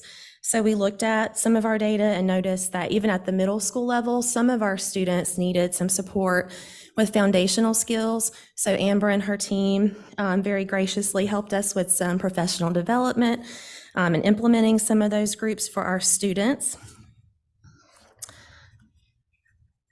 In addition to these foundational skills groups, I'm also excited that our digital learning coach, Ms. Becky Wilson, is partnering with 2 of our beginning teachers to co-teach a Think Circa reading comprehension group. So this gives some embedded coaching to those beginning teachers to help strengthen their tool belt for instructional strategies. They get to plan with her and analyze data with her and deliver instruction with her. So it benefits our teachers as well as our students. Another layer that we added for the spring semester was monthly PLCs just for our intervention groups. So this is an extension of our work that we're doing with Solution Tree. So once a month we meet just with our interventionist and we review our progress monitoring data and Aimsweb and Branching Minds to problem solve for our students who may not be showing the amount of growth we want them to. We also offer some instructional support and professional development during this time. And so while we have made some great changes this school year, we are constantly looking towards next steps and how we can improve. So moving forward, we would like to think about ways we can offer interventions to students who need both reading and math supports. We also want to review our end of the year Aimsweb data to determine the effectiveness of our groups and to make any changes that we might need to make. And then to evaluate the impact of our instructional coach co-teaching with our beginning teachers. And of course, we want to continue offering ongoing professional development for our interventionists. Do you want to add anything? Okay. Thank you. All right. So thank you to you all for being here with us this evening. Board members, at this time, we'll open it up to you if you have any questions or comments specific to our school leaders that are here with us this evening, because we don't want to keep them forever. They have to be back bright-eyed and bushy-tailed in the morning to welcome their friends, but I'll turn it over to you at this time. Bonnie?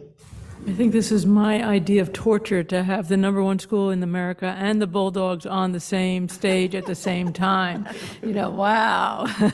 Talk about power. Thank you. Big stage, right? Yeah.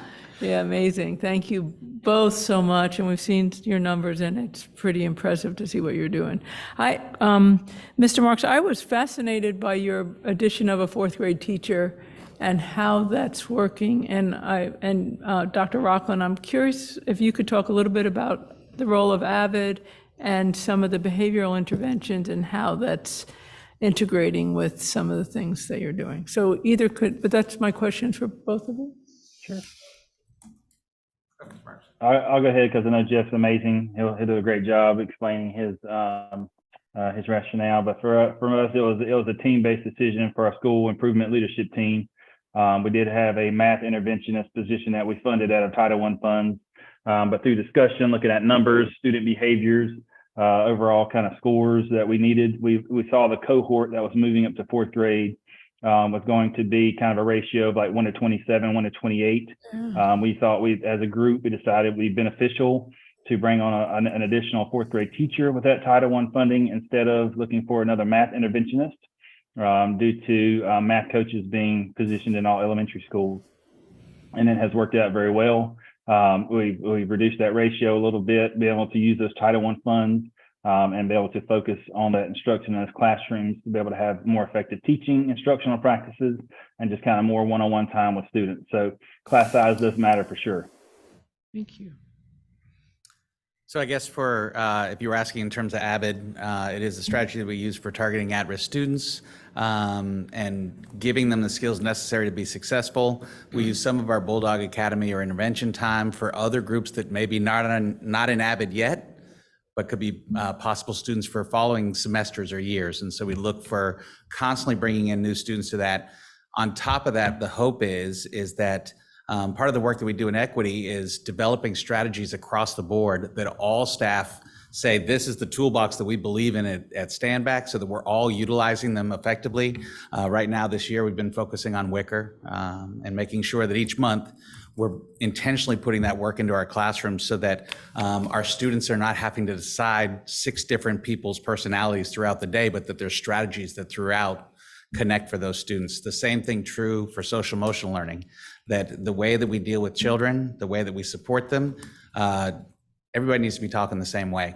because our students shouldn't have to decide who should I listen to when. If they're hearing the same message, then hopefully mastery goes up on how to behave. And so we currently have our exploratory teachers that are taking on 2 students each for for current 6th graders, and they mentor them throughout the year and meet with them during lunch periods to guide them and support them. We get those names from Mr. Marks and Dr. Mayer over at New Hope and our other schools that work with us, but those are our 2 primary schools.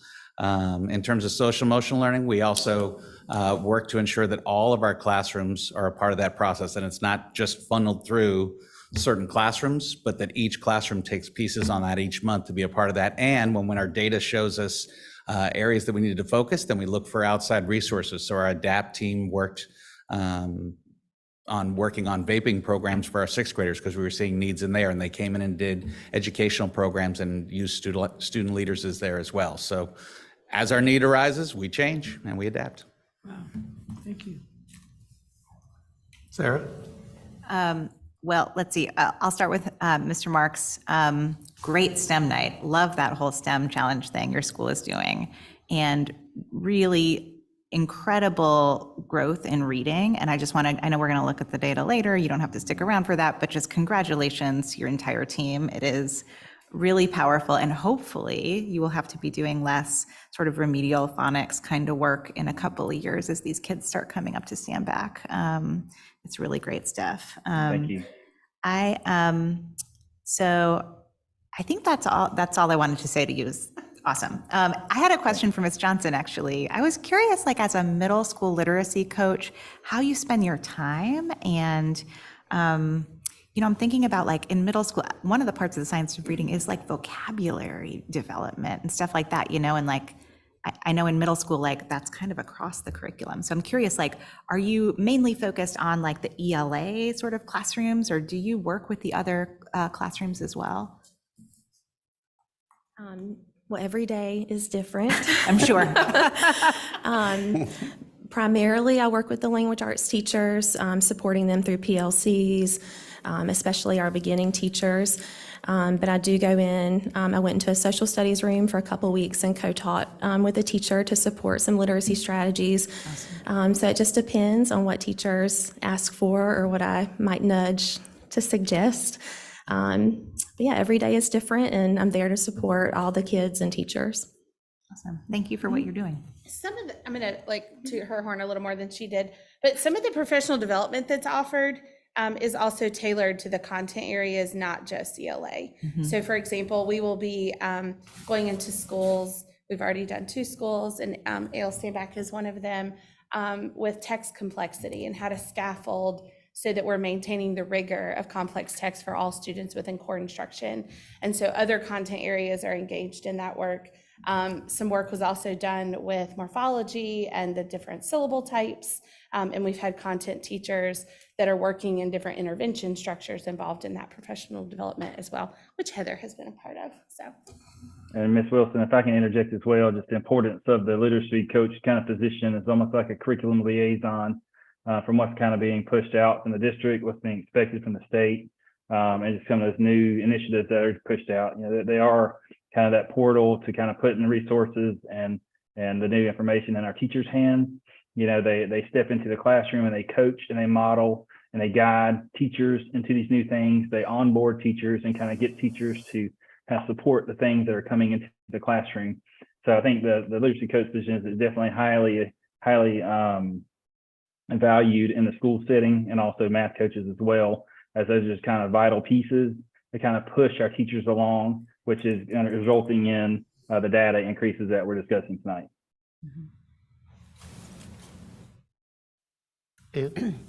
I'd also like to thank Mr. Marks for the STEM. As both of you know, I'm very fond of STEM and used STEM at when I was a middle school principal a long time ago. I would love to see some of the STEM initiatives that you've got at Grady Brown slide over to what's happening at A.L. Standback, because I think you do have a lot of your children that go there. We all know that a lot of children learn in many different ways, And STEM is one of those hands-on ways that a lot of children learn that may have difficulty learning some other way. And I know I'm preaching to the choir when I'm talking to you too, but I would love to see that STEM initiative that you have follow some of those students to AL Stand Back. You saw it, Ann. I was already walking out when you were talking about it. You're welcome to join us on May 3rd for our Parent STEAM Night. Excellent. And each classroom will be having different activities. Students will go around. They'll earn top dog tickets for different events that they go to that they can use at our positive behavior store then for things that they would like. So you're welcome to join us. I'll make sure to send you an invite for the later. So don't, I know you're writing it down, but I'll get it to you later so you have it. I'm glad to see Dr. Rockland's following the shoes of Grady Brown. Thank you, sir. I appreciate that. And Chris, your mic is breaking up. If we can't hear you. But no, but seriously, I think it's awesome that the students are going to be experiencing it as well. And I think what's beautiful about what happens at Grady is just kind of the organic piece, because everything happens in the hands of our teachers. Our teachers create the monthly challenges. Our teachers drive the students to go and complete those challenges. They can put their name on the board once their class completes it. We took all those challenges this year and we hosted the STEM night. Mm-hmm. But all of that is driven by the professionals that are, on the deck every day working with our students hand over fist. So I think that's what's amazing about what's happening at Grady is the fact that it's all teacher developed, created, and they take ownership of that, and that translates down to our students as well. And those teachers were just as excited as those students were that night that I was over there, and that's a wonderful thing to see, especially late in the afternoon after they've been teaching all day. So it was great, and thank you, Dr. Rock. Andre? Yeah, I just want to say that congratulations to Grady Brown and AL Stand Back for the wonderful work. And Mr. Marks, I applaud you for shouting out the teachers, but I'm gonna tell both of you, it couldn't happen without great leadership. And I've seen that. I've been invited to Grady Brown when you've ordered Brunswick stew for your entire staff to eat. And I've been at AL Stand Back when your sand pit for track was flooded and Dr. Rockland's out there shoveling in the water, soaking wet in his shoes. So you're right, Mr. Marks, those are some tough shoes to follow. Carrie?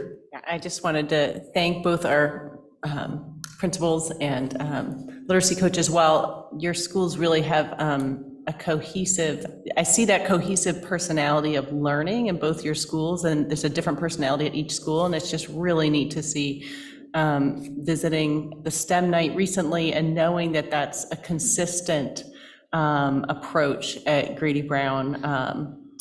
Ms. Floyd's leadership and all the ways that it's cohesively integrated in the different classrooms is really exciting. And that was a super inclusive STEM night. I really admired all the different angles that made that a really, really welcoming space, and people were so excited to be there. Mr. Marks, and then the AVID program and how that, I'm learning about Wicker this year, and just having that cohesive approach throughout your school, just you can feel that connectedness that students have to learning at AL Stand Back. So thank you for your work for your students. Thank you. I would just like to say thank you as well. One question I did have, I appreciate seeing the STEM, seeing the results, and I'm curious, when we started down the MTSS, we had a very inverted triangle, and we were talking about how difficult that was and how we needed to get to a place where we had more of the core instruction and less of the tier 3. And I'm curious, are y'all starting to see the shift of that coming away from so much of the tier 3 to coming down to being more of the core and less in the tier 3, or do we still have a ways to go? I'm sorry to put you on the spot, but I'm just curious because that's always stood out to me as that concern. Who wants to tackle this? Heather's got it. Awesome. We had a language arts vertical meeting today where we actually identified some of our students who are closing gaps and who have moved from high risk to low risk, from fall to winter benchmarks, and kind of celebrating some of those successes with students. So we are seeing some gains with students and working to support those who haven't shown the growth we're looking for yet during our Bulldog Academy, as well as trying to strengthen some of our core practices, trying to align some of our common assessments and talk through PLCs about what can we do to target students who may not be showing the growth that we want. So we're trying to approach it from multiple angles so that we do have more kids in that low risk category. Yeah, so in terms of the core instruction, that's always going to be a battle piece. That is PLCs, right? We're going through those 4 questions. Depending on which question you're really focusing on can change what you're looking at within your instruction. So some of it has to do with what are the standards that we're teaching. Some of it has to do with, well, how do we know what mastery looks like? So now you're looking at CFAs. What are you doing with the students that don't know it? Right now you're looking at small group, and then how are you looking at extensions for kids? And depending on where you are as a process, I think our team at our school, our instructional coaches are all looking at what each grade level needs and where they're at in their process, so that just as leaders, we're differentiating the support they provide so that they're getting core support where they need it to be. But I think that's going to be an ongoing battle of always working towards that 100%. And the triangle will exist, and we will keep, the better we can get at it, the more tight we can become, really, so that those tier 3s can become so laser-like that it seems seamless. That's the ultimate goal, of course. Will you speak for a minute about your intentionality with small group instruction to differentiate core? I would love to do that, Amber. That would be amazing. Thank you for the opportunity. So we have worked the last couple months. So January, at the workday in January, we talked about PLC development for providing targeted supports for our students. Teams then came up with plans that they wanted to run for a month. They met with us at the beginning of March and shared the growth that they found in their own plans. Our instructional team just met again today and are working with our teachers then for April when we come back from spring break. Okay, this is where you were after the first round. Here's our suggestions on what we would say, hey, try this out for next time. And then for April, now it gets a little bit more targeted. And at the end of April, beginning of May, we'll meet again to celebrate the successes you have, to offer suggestions for moving forward. And I think it really will be the kind of thing that on a month-to-month basis, that's kind of what that work needs to be, that the relentless focus on purpose needs to occur. And that needs to be even in our check-ins with them, not as a pointing finger, not as a, why are we not here? But I see what you're doing. I celebrate that with you because we need to feel that celebration as we're working on that triangle. And at the same time, here's the next step that we can take, because just like in our students, we're lifelong learners and we need to continue to grow. And I think one of the main terms that Dr. Rockland emphasized was it's a process. It's a working process. We're progressing through all kinds of things. I think Grady, I try to lay out kind of a picture of just a bigger picture of kind of like the whole child, the whole school, and interweaving some of those parameters that we've been given by kind of our district leaders in terms of PLCs, in terms of data discussions, and making sure those are happening in the building. But it's always going to be a work in progress, and kind of working through that. And I think I know that our teachers are working hard at Grady. I know they're working hard at Standback, and hopefully we'll continue to progress forward. And definitely looking forward to STEAM night. Gotcha. Yes, sir. And that's what, May 23rd? May 3rd. Okay, put that on your calendar. You got us, you said. They had to go a step above, right there. So, first of all, I want to thank our principals and our school teams for coming out and sharing some of the great work that they're doing. I hope you heard during their presentation that it's beyond just looking at the data. And we will look at the data and examine that, but as they look at the data, looking at how is it impacting our core instruction, how are we using our resources, what other ways are we meeting students' needs and performance as we look at proficiency and also as we look at growth. So I want to end this part, but we have the data that we want to talk about that speaks to the work that's taking place in all of our schools and how they're using the PLC through solution tree training, how the coaches are trained to support their staff in not only the data analysis, but also the content instruction. Focus on the core is what's going to help us with proficiency. So that's our main focus and what we're doing for our students to reach that goal. So thank you again, school teams. Yes, thank you. We applaud their growth and the work that they're doing. Now we're going to get into our data look and also examine how we look at the data and see as across the system.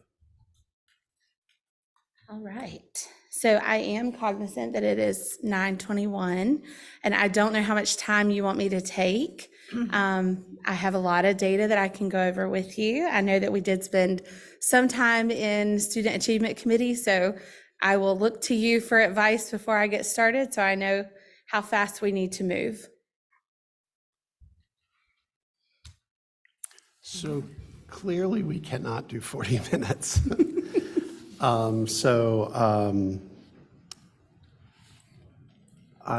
look to the chair of the academic committee to give us some guidance on this, since you've gone through the data. I mean, I think we had a great discussion, and I think it would be great if you just highlighted a couple of quick things, and then I know you have the here's some celebrations and here's where we're focused on improving. So Yes, ma'am. Okay. I don't know how much time that is, but I think you don't need the super in-depth version. Awesome. So I am going to start out, we're going to look at DIBELS data first. Just a reminder, DIBELS is the screener that we utilize to identify risk for students with foundational reading skills in grades kindergarten through third grade. And it is also utilized for the teachers' EVAS rating in the lower grades as well. And then it is linked to Read to Achieve legislation. The first slide here shows you the composite data broken out by grade.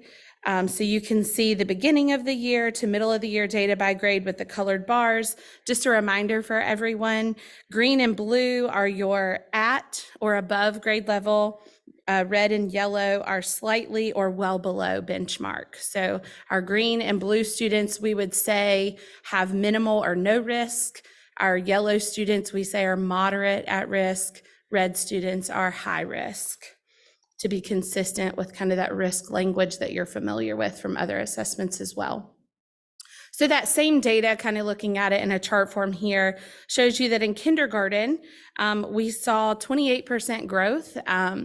I want to be transparent that we anticipate double-digit growth in kindergarten. This is the first time that our students come to school. This is the first set of instruction that they get. So we do expect that when you go to school, you're going to make great gains by being with us. And our data would indicate that. I did want to highlight here that we did have 3 schools that were over 30% in their growth. And so that was a huge celebration that we made sure to lean into with those 3 schools. I also want to acknowledge that third grade is showing up in the red with -3. Statistically, we think that +2, -2 is kind of what we would consider no change, kind of holding steady, right? So -3, we are kind of getting into that negative trend there. We did, however, have 2 schools out of the 7 that did have a positive trend, even though as a district at large, we have a -3 growth there. Yeah, so we'll keep going. And overall, it was 9% change rate for our district from BOI to MOI. Here you are looking at the composite scores, MOI to MOI. If you look on the diagonal, so kindergarten, middle of the year last year, we're at 61%. Those same students, so you're looking at a cohort of children, right, are at 62% this year. Now, that's not on the same assessments and that's not the same cut scores, right? But you're looking at the number of students who are not or are presenting to be not at risk, okay? First grade last year, 51%, this year, 61%. That indicates for us, as Mr. Marks alluded to with some of his conversation, we implemented some new curriculums last year, specifically with Haggerty. Kindergarten was very gung-ho, they jumped right in. So we saw the gain with those students quickly. First grade benefited from that this year in where their students are and the gains that they are able to make now this year, and they have implemented much more quickly and with more fidelity this school year than last year. If we look at this data horizontally, this can be an indication of core instruction. And so we do kind of look at that data that way as well. But we do typically dive more into specific measures because this is composite data. And I got into more of that with Student Achievement Committee. If you want to review that data from those slides, that may be helpful there. But I will not go into all of those measures this evening. I will just hit some highlights. Here, you have the overall composite data by race, and you can see all of our students had an increase of 9 from 50% at BOY to 59% at MOY. Our Black students increased 6%, going from 41% at BOY to 47%. Our white students went from 50% at BOY, an increase of 9 to 69% at MOY. Our Hispanic students saw a 6% increase from 36% at BOY to 42% at MOY. Our multiracial students went up by 12%, 48% at BOY to an increase of 60% at MOY. And the last group that we have here are our Asian students who also saw an increase of 12%. They went from 63% at BOY to 75% at MOY. It's hard to see those numbers in this form. That's why I gave you those numbers so you could just kind of hear them there. Here you have our multilingual and our EC students, because those are two subgroups that we look at constantly as part of our strategic plan and ensuring our intentionality on what we are doing to support these learners in core instruction, as well as with interventions and services. Our multilingual students increased 5% between BOY and MOY. They moved from 26% proficient, or not at risk rather, to 31%.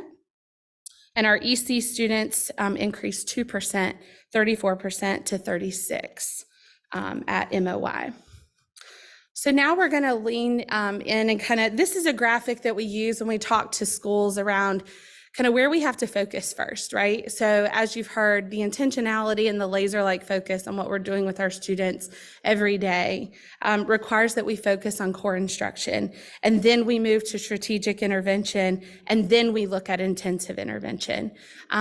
This is a different graphic. It symbolizes the exact same thing as the triangle, in that the smallest portion is the intensive intervention. It's just kind of another way of looking at that work and where we focus first. So one of the measures that we kind of lean into is our phoneme segmentation fluency measure for kindergarten and first grade students. Last year was our first year with Haggerty. By middle of the year last year, kindergarten was doing pretty well. We had little resistance from them with implementation. First grade were a little bit slower, but this year they seem to be moving right along and are pretty happy. So we were happy to see that 22% gain in first grade. This data tells us that Haggerty is working, and our first graders now have received this direct phonemic awareness instruction for 2 years. And our first grade is having a much easier time now that our students are familiar with the routines and our teachers are familiar with the routines. It does make a big difference in the level of engagement and how that instruction is landing for students. We also want to be honest with you in that we are continuing to push kindergarten even further with this work and thinking about how do we incorporate phonemic awareness instruction throughout our day as we're transitioning from carpet to seats or seats to lines, or we're at the bathroom and we're waiting. Those are quick things that we can do with students all throughout the day, and we can quickly do assessments, reminders, reviews. We do this with math as well, and so we're just working with our kindergarten teachers to continue that push as well. But Haggerty is working. All right. In terms of foundational skills and decodables, we are looking at the foundational lessons with HMH that is currently being piloted at New Hope Elementary School. And we're also looking at Letterland, which is our phonics curriculum in all of the other elementary schools. So here we're looking at nonsense word fluency and word reading fluency measures. We can see that kindergarten has an increase in proficiency when you look at middle of the year last year to middle of the year this year. In unpacking this data more, we want to recognize that our second grade students are not getting far enough in the continuum with Letterland. So we are looking at some pacing adjustments and moving them further into Letterland so that they're getting those syllable types and that syllable structure instruction earlier in second grade to benefit third grade. And then we're looking at our phonics to reading curriculum and moving from book B to book C, so that again, we're getting that saturation with syllable types.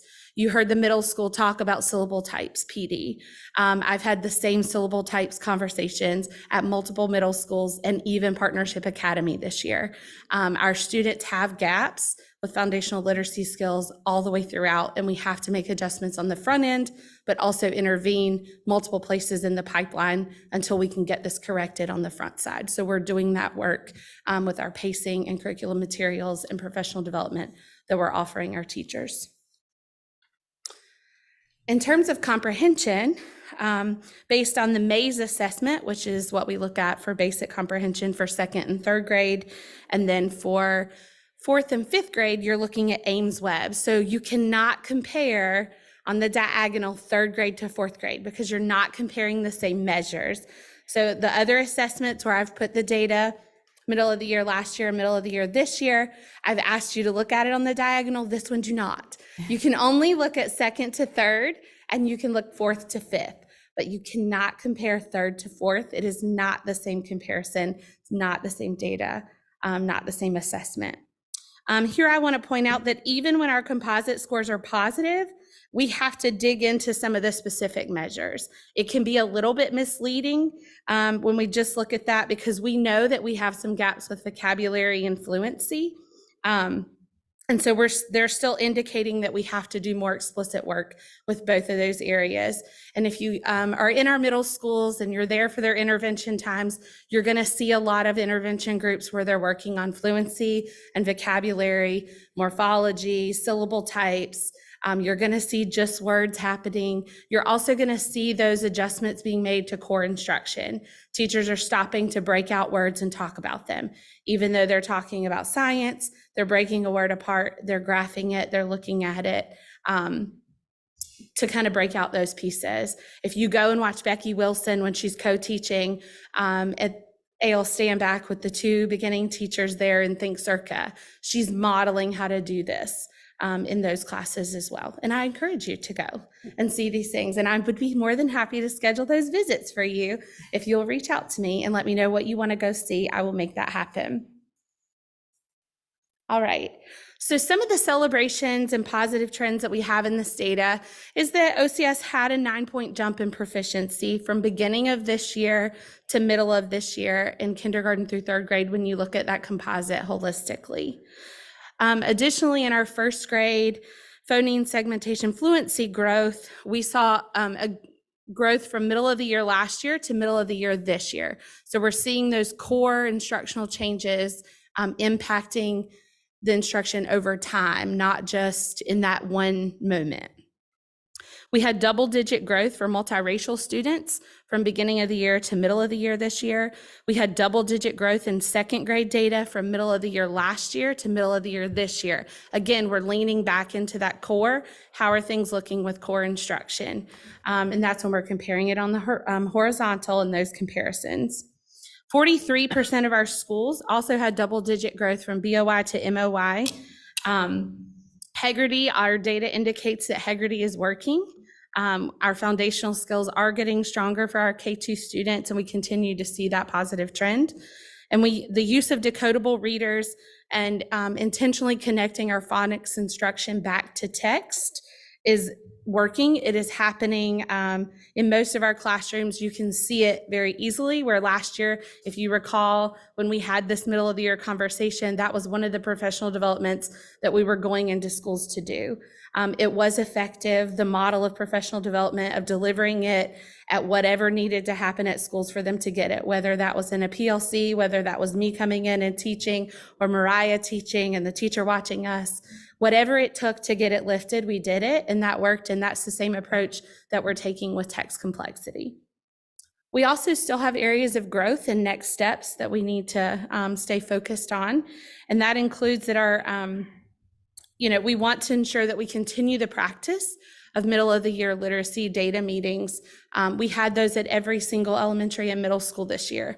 The conversations were rich, they were intentional, but we want to continue those conversations, not just at the benchmark windows, but also throughout, and ensure that we also have them at EOY. The use of small group instruction to target specific skills. Many of our principals are talking about that. I tried to push Jeff a little bit to share a little bit about that with you, because he is one of the principals that is kind of doubling down on that. Our students need differentiation of core, and small group is how we can do that. We will get a return on investment with small group instruction, and so we're just trying to make that puzzle fit while also maintaining the rigor of instruction for kids that are working independently or in other facets in the classroom.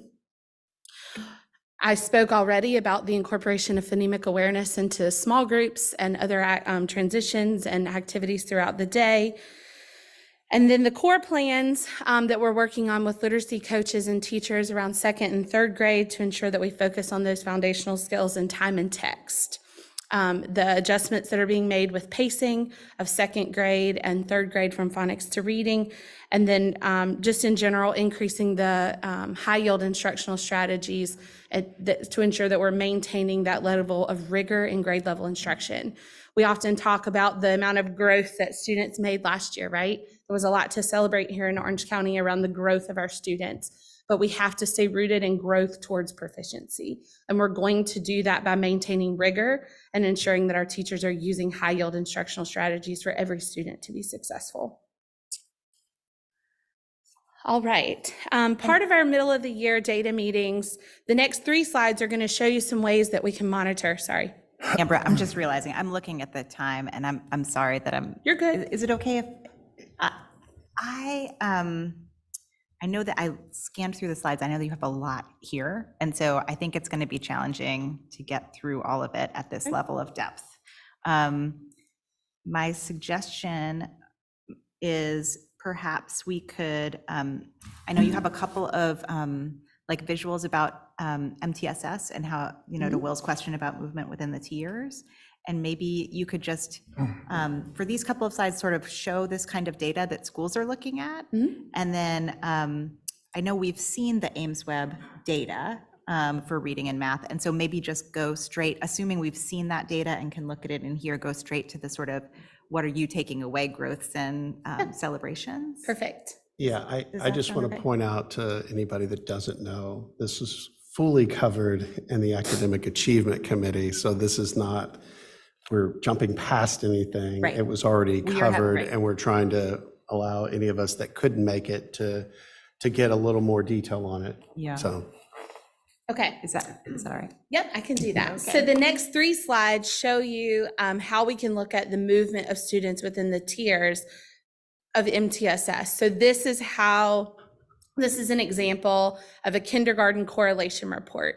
So data point 1 up at the top tells you how many students were in that color at BOI, and then data point 2 tells you, okay, so of the 37 students who were red at BOI, 11 of them remained red, 11 went yellow, 8 moved to green, 7 went to blue. So that's what the movement of students looks like in Dibbles. This is the exact same information. This is how it looks in Aimsweb. And we are now fortunate enough that we have a tier movement monitoring tool in Branching Minds that we can pull. This is an example of Dibbles data out of Branching Minds. So we can see again, where are the parts of our triangle, who are the students that sit in each tier, and how are we moving those students. So for Aimsweb data, again, this is just a data, it's screener data. You have the data here. This is the movement of students within those tiers for Aimsweb. I'm gonna keep going. Oh, let me get back. All right. You wanted me to do these, right? I think so, because Okay. the data's in the abstract and in the Perfect. presentation, yeah. All right, so overall, this foundational skill screening data shows a slightly negative trend in grades 6th, 7th, and 8th, but it is important to note that in all grades, the majority of students in the fall that fall in the low risk category in grades 5 and 6 are the percentage of students, sorry. Okay, so grades 4 and 5 show positive growth in all their risk areas. All the grade levels 4 through 8 have risk percentages between 10% to 14%, where our goal is equal to or less than 15 to 18. So that is huge for us. Percentages of students at low risk for grades 4 through 8 also range from 64 to 75%. Our goal is around 80% in low 80% in low risk. So we're a little bit below that, but we're getting closer, right? Intervention work in middle grades focuses on phonics instruction for students at high risk and more consistent administration of screener at MOY. All right. The growth areas and action steps. The areas of growth and action steps have been identified after we conducted district data reviews with our CNI team, as well as school-specific data reviews with school-based MTSS teams, looking at both our supplemental and intensive intervention professional development offerings that were held in January with Emily Myers, who's apologetic that she's not here this evening, by the way. Many of these action steps appear in the next step section of the data analysis protocol that our schools have utilized both at the MTSS meeting as well as their school-based meetings when they went back. And in collaboration with members of the literacy department, we are continuing to support schools to use this data to make instructional decisions for students and support staff as needed with professional development and coaching. So I won't read all of these to you, but these continue to be some of the areas of focus and next steps. And Emily was also part of the conversation in determining some of the work with text complexity and how we support schools as they develop their final push plans for the remainder of this year. All right, again, that's just kind of showing you how they move with math.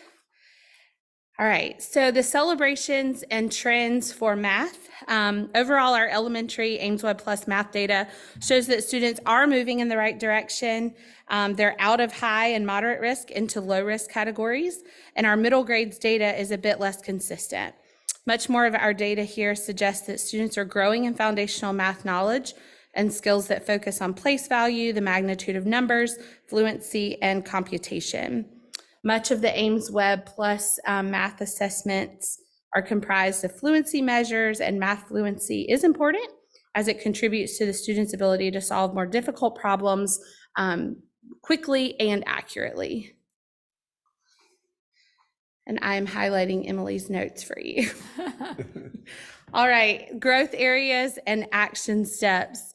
So as Aimsweb Plus data was reviewed from both the beginning of the year and middle of the year, it was noted that although there is there's quite a lot to celebrate in terms of positive growth, as approximately 65% of all of our students in grades K-8 are considered low risk in the area of math. However, only 1st and 5th grade have the low risk percentages at or above 70%. Upon review of the data at each grade level, a primary area of focus that we continue to look at is in our middle grades.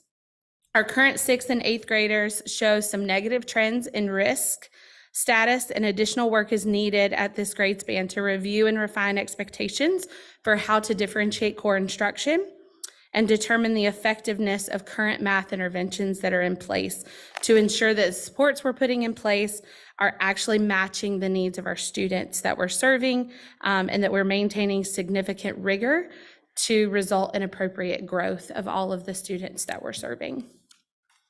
And I think that was like fast and furious, but that's it in a nutshell. So what questions can we answer for you? Before we get to questions, I just want to emphasize that going back to the MTSS question here and the overlap of that. So when the work at the school level, when they're looking at this piece, actually the slide that had the circles there, when you click on that one, don't you, but when they click on it, it actually pulls up to the MTSS form that digs right into who the students are at each tier, the questions that the schools are responsible for addressing that not only speak to their academic performance, but it also looks at behavior and other measures that impact student performance. We do indicate with our principals heavily that they have to focus and spend the majority of their time on core instruction.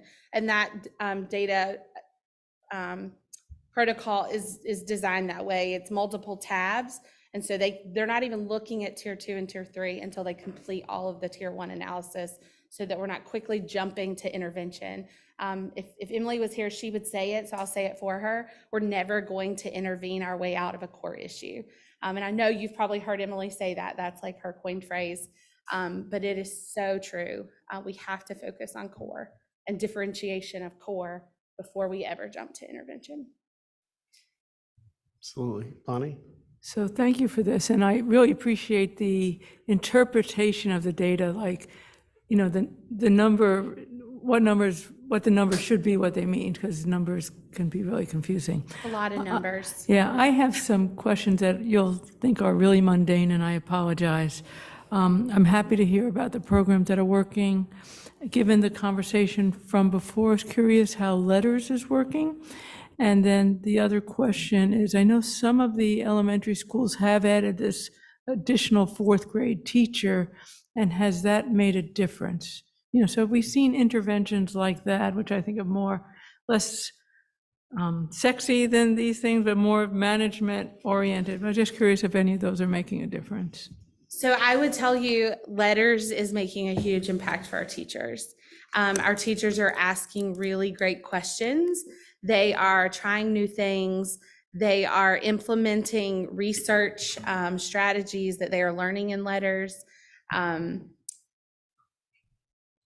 think LETRS has helped our teachers understand why we have to do something different and why what we were doing isn't working for all of the children that we serve. And so I can't say to you, this is the data point that tells you what they've learned in LETRS, because, for example, you know, with the next unit that they're working in, they're going to be focused on fluency and vocabulary. If you want to see somebody get super excited about what that's going to mean for teachers, you should talk to Beth Swain, because she will like literally start jumping up and down, like, when they get to this in LETRS, and I'm like, okay. And that's the excitement that we need, right? And that's why she's here as our early literacy specialist. But we are seeing teachers take the learning from LETRS, apply it in their classrooms, and it's evident in the PLC conversations. It's evident when they come to me and say, you know what, I'm going to give the past assessment. I know that like we don't have to give that, but I need to know like what is happening with this friend. And that's an assessment that they're electing to do because it gives the teacher knowledge around their instruction, and then they know exactly what to do with the student when they sit at their small group table. And they'll understand what the curriculum adopted. Because Yes. it aligns with the science of reading. Yes. So just more intentionality and focus on all the strands of reading and what's required for students to be successful and fluent readers. Yeah. Right. How about the 4th grade teachers, the additional 4th in the smaller classes? Yeah, so I mean, we've looked at the data school by school with them, and we've seen trends where if there's smaller class sizes, that can be beneficial. If there's a teacher who's been out on maternity leave or has a lot of absences, we also see the negative impact of that. Our principals and PLCs are looking at the data at that level, and they're having conversations about which students certain teachers seem to grow the most, right? Each of us have our own skills and talents, and we connect with different kids in different ways. And our school teams are really kind of leaning into that and trying to figure out how do they maximize the talents and their people to best meet the needs of the kids that sit in their rooms today. Because they may not be the kids that sat there yesterday or the kids that are going to be there next year. So that's just kind of a new frame of reference. and trying to lean into that and thinking about how do we collectively own the growth and the proficiency of all of our children together. Sarah? Great, and thank you so much for going with the flow and reworking the presentation. One thing I just wanted to highlight that relates to what you just said about maybe a teacher who's out on parental leave or something for a while that came up in the Student Achievement Committee, just to raise for everyone, is we did talk about the impact of absences, of people being on leaves, of unfilled positions where literacy coaches and math coaches and district math facilitators are needing to get into the classroom and actually do the core instruction, which is the most important thing, but that there's lost potential there of the impact that they could be having on more classrooms. So we did talk about that as well. The ability of our coaches to coach has definitely been felt by some of the unfilled vacancies and the need to be a teacher of record rather than be a support that's available to go and be in PLCs consistently. Or, if we had a transition of a teacher from one position to another position during the year and they're trying to kind of straddle both of those positions, it gets messy and it does have an impact on students.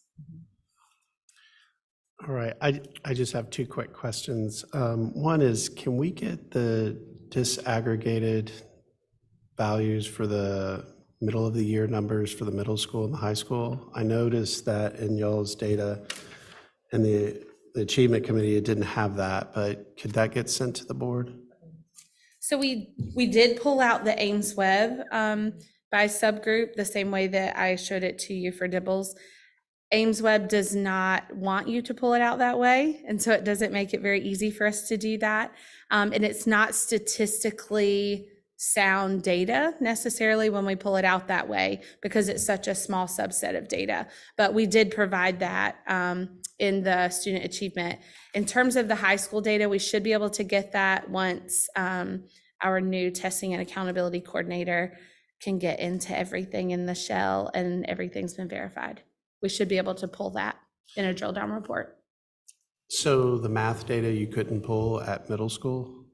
That's Aimsweb. Yeah, so it's not, you can't It should separate be it? in student achievement deck. But it wasn't by school, it was over all data is what I remember seeing. We did look at it Yeah, at one we can- point. I don't know we'll if it make was sure just that you in get it. reading Thank or, you. yeah. Yes, sir. The only other question I had is, you were talking about Letterland and pacing.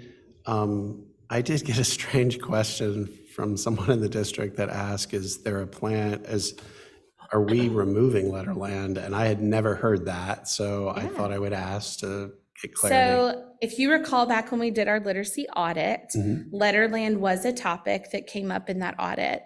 And currently Letterland is fine. It was not on the list of things that needed to be addressed immediately. However, we've also had the discussion that there are some concerns with Letterland. Our new comprehensive curriculum does have foundational skill lessons and components. We are piloting those at one school this year based on the fact that we did not want that school to be running 3 curriculums and balancing Estrellita, the foundational skills, and Letterland. And so we opted to use the foundational skill lessons with HMH, so they are balancing into reading and arriba la lectura. And so we will look at Letterland in the future to determine if we're going to continue with Letterland or shift to foundational lessons solely, but that is not currently on the table. We will continue with Letterland for now until we have data that says otherwise. Yeah, just to let you know, they were in full support of Letterland. And Our teachers love Letterland. And what they shared with me was, for non-native English speakers, it is so helpful to have the connection. Anyway, not my area, I just thought I would share. Thank you. You will likely hear both sides. But yes, for right now, Letterland is still here. Excellent. All right, thank you so much. You're welcome. So Dr. Felder, we're on the same page. I was just going to say, given the time, there's definitely one item we should cover tonight. Right, and if we could bring back the allotment process on April 10th. Okay. Are you okay with that? And I do think Sarah Pitts has been waiting. if we can extend to allow her 5 or 10 minutes to get at what she needs to get at. And then with regards to this superintendent's recommended local budget, you have the abstract, you have the PowerPoint deck, it was presented at Budget Committee. So really it's just questions or any further feedback or recommendations, and that could wrap us up. Okay, so. You want a motion? Yes. A motion to extend till 10:10? I'm not sure, just- no. I'm She sorry. asked for A bit longer. 15-minute extension minimal. Maybe Oh. 10. 10:15? Yes. Go ahead. Oh, go ahead. Go ahead. Motion to extend to 10:15? Okay, do we have? Second. We have a motion, a second. Any discussion? All in favor? Aye. Aye. Dr. Moore? Aye. Thank you. Please continue. Good evening. Given the time, I would just say everything is included in the abstract. We provided an update at the end of last season for summer school, and I guess it was in the fall. So I just want to follow up to say, are there any questions for me at this time?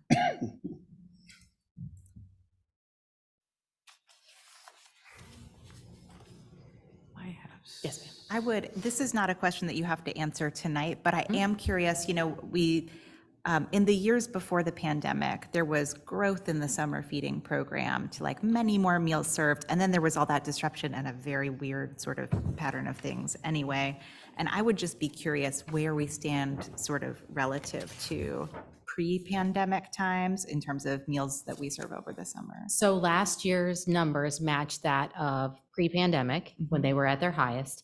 I can say we served all of our exterior stakeholders with the exception of Fairview because they were not hosting their gardens event over the summer.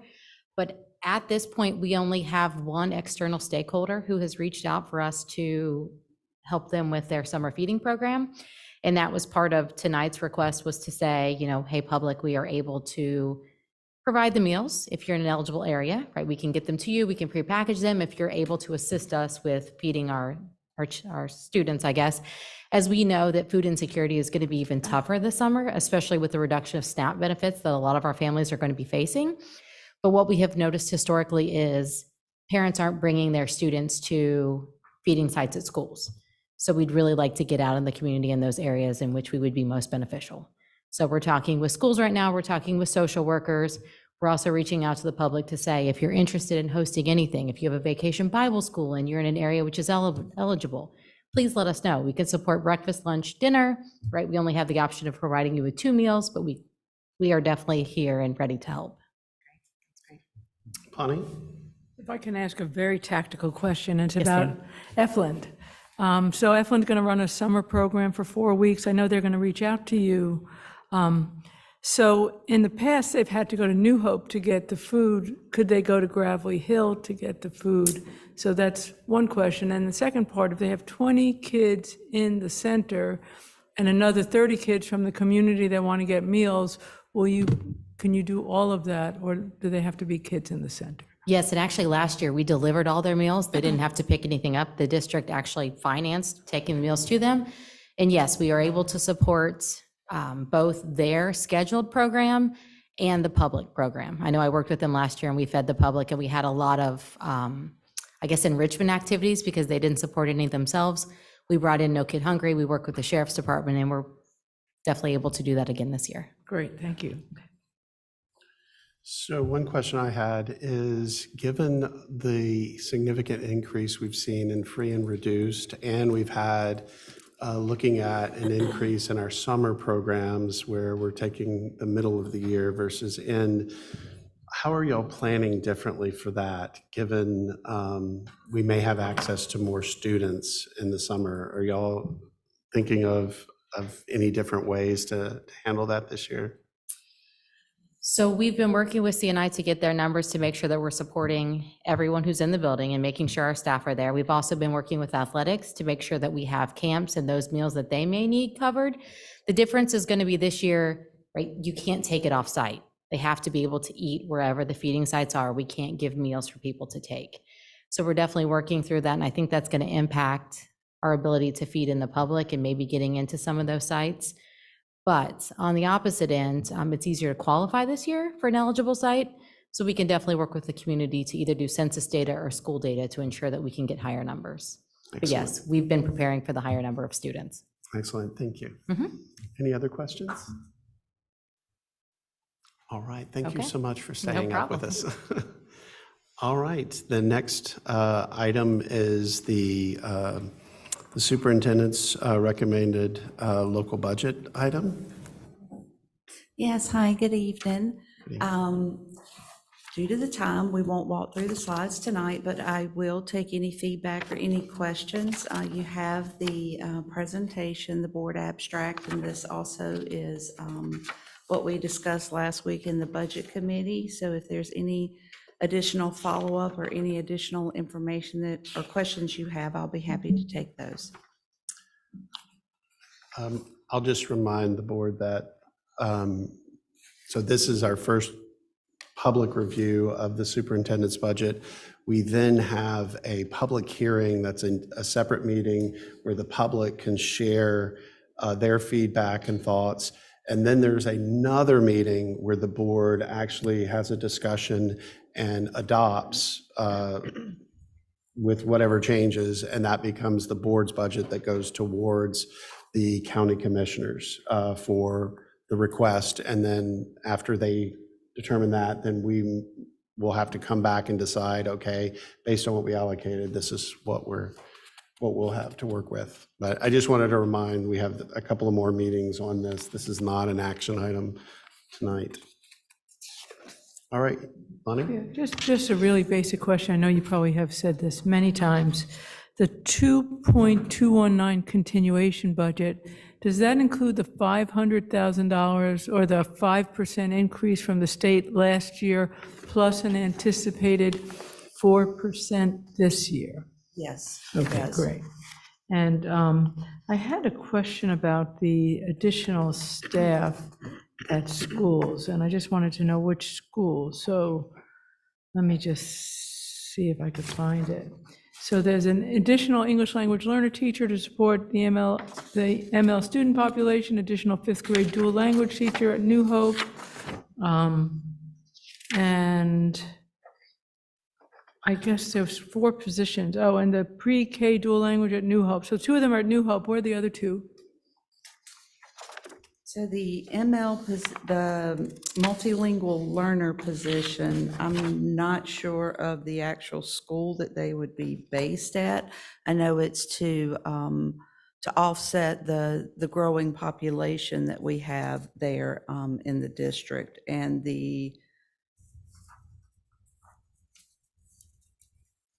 so there's 3 of those would be at New Hope. There Okay. was a pre-K dual language, and then the regular dual language to be able to expand to 5th grade, and then the multilingual learner position.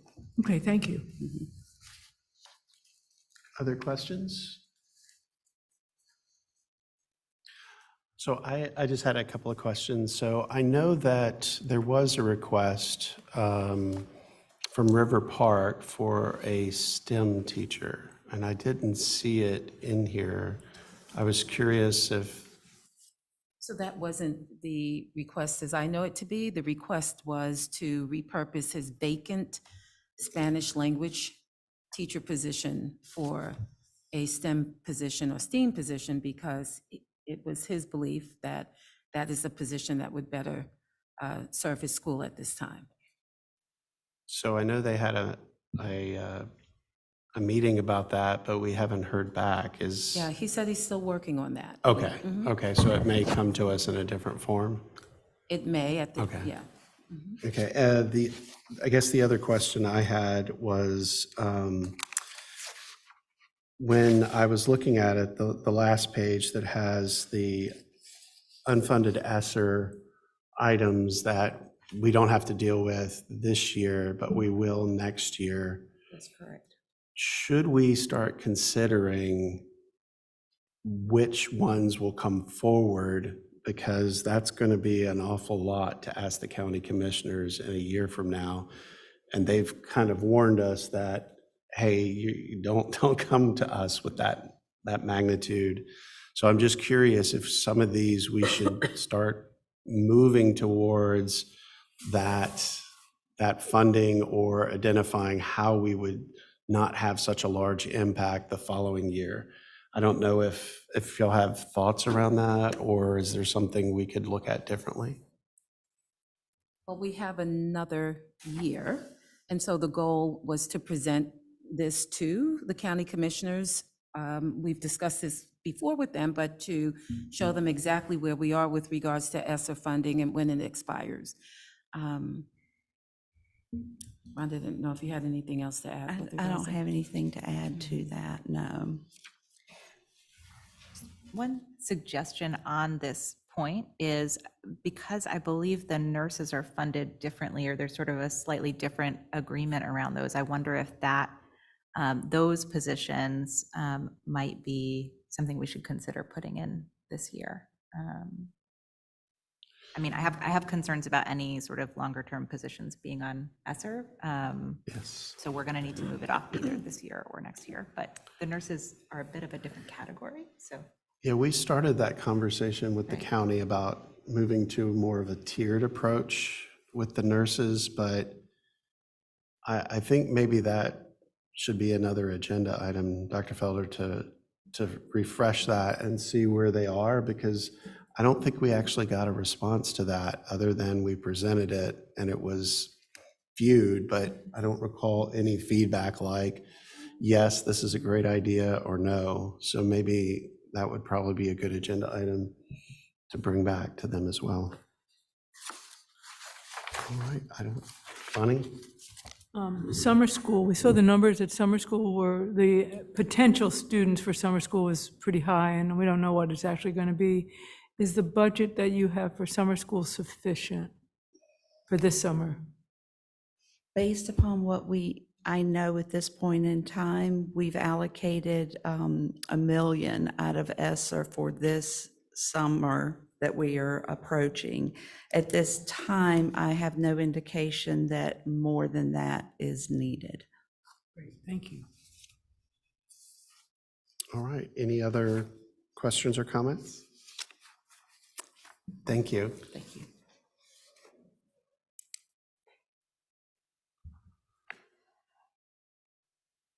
All right, so we do have just a few minutes, and there is the last item on the agenda was the discussion request for funding for the town of Hillsborough. This originally came up, Andre, you had requested, is there something there? And there is legislation that allows it. The feedback we got was about, is there a possibility for utilities? And that has come back as no, that's not a possibility, because they can't arbitrarily treat us differently than other out-of-town customers. And the other thing they would have to do is do a satellite annexation of each of the schools to bring it in. And I think the concern was, do they have enough to be able to do that? But there could be other items that we could ask for. And I know we were brainstorming at one of the agenda settings, like, for example, maybe the town of Hillsborough could sponsor field trips. So all of the elementaries could go downtown and, visit historic sites and allocate some funding around that. So there's many things we could ask them for, but we really need something to bring to them as here's what we would like. I'm not discouraging it. I'm saying we just need to get around that. But like I said, one of the ones that I thought was, was a pretty good idea is to maybe field trips, or, them provide the snack at the, field trip, or the transportation for it. But Dr. Feller? Yes, if you wouldn't mind. Sure. Thank you, Mr. Atherton. And so in conversation with staff, we would ask the board to entertain perhaps asking the town for crossing guards and sidewalks. Given the discussion we had with the County Board of Commissioners about the concerns with students walking and wanting to promote walking, actually. Thinking that would be something we would ask you to consider. I think that's a great idea. Bonnie? I like that. Also, parks, as we go into the capital plan, it would be really nice to do joint parks with Hillsborough so that our schools have parks that would also be public parks, you know. So that's something that's pretty commonly practiced, and I wonder if they would be part of that planning.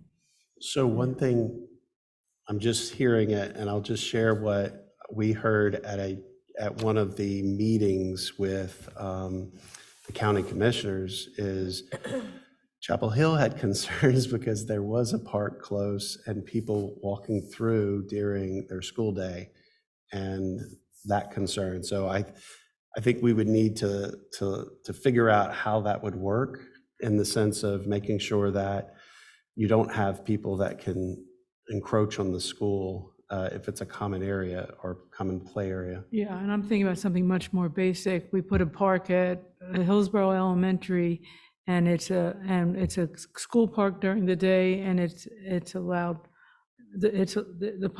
for public use when school's not in session. So, and they help to subsidize the parks. And it's just a thought. Just a quick question about the idea, like the crossing guards and the sidewalks, which would be fantastic. I'm curious if that would work, or would only be for our school campuses that are within town limits, and then would we be, it might be that our out-of-town limits ones aren't set up for the walking, so it might not be something we need to replicate in other places, but I'm just kind of curious about that, what that would look like. And ask Mr. Oberle to come forward.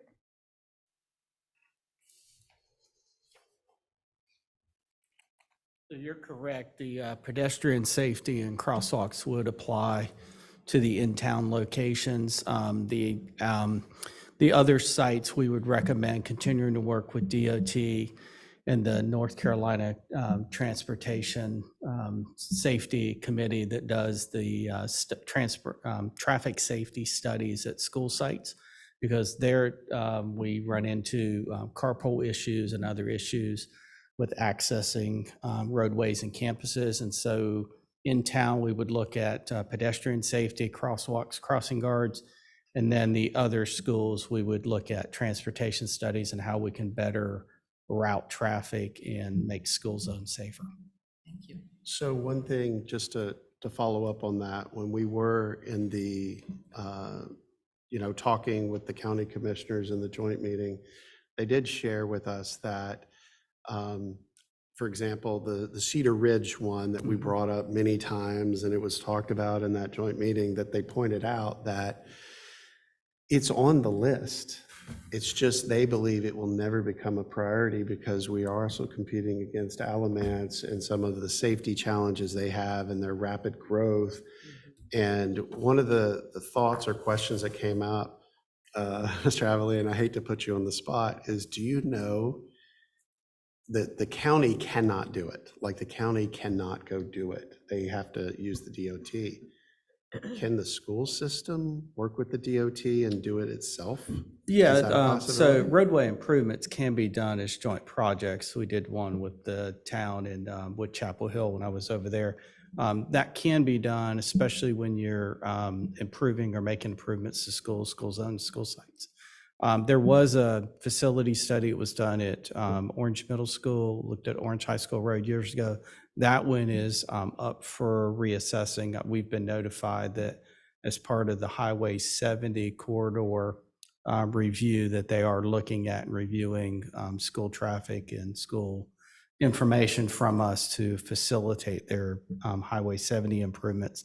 So we do know that the Orange High School Road is an area of concern. We do know that New Grady Brown School Road with Cedar Ridge High School and Grady Brown School is an area of concern.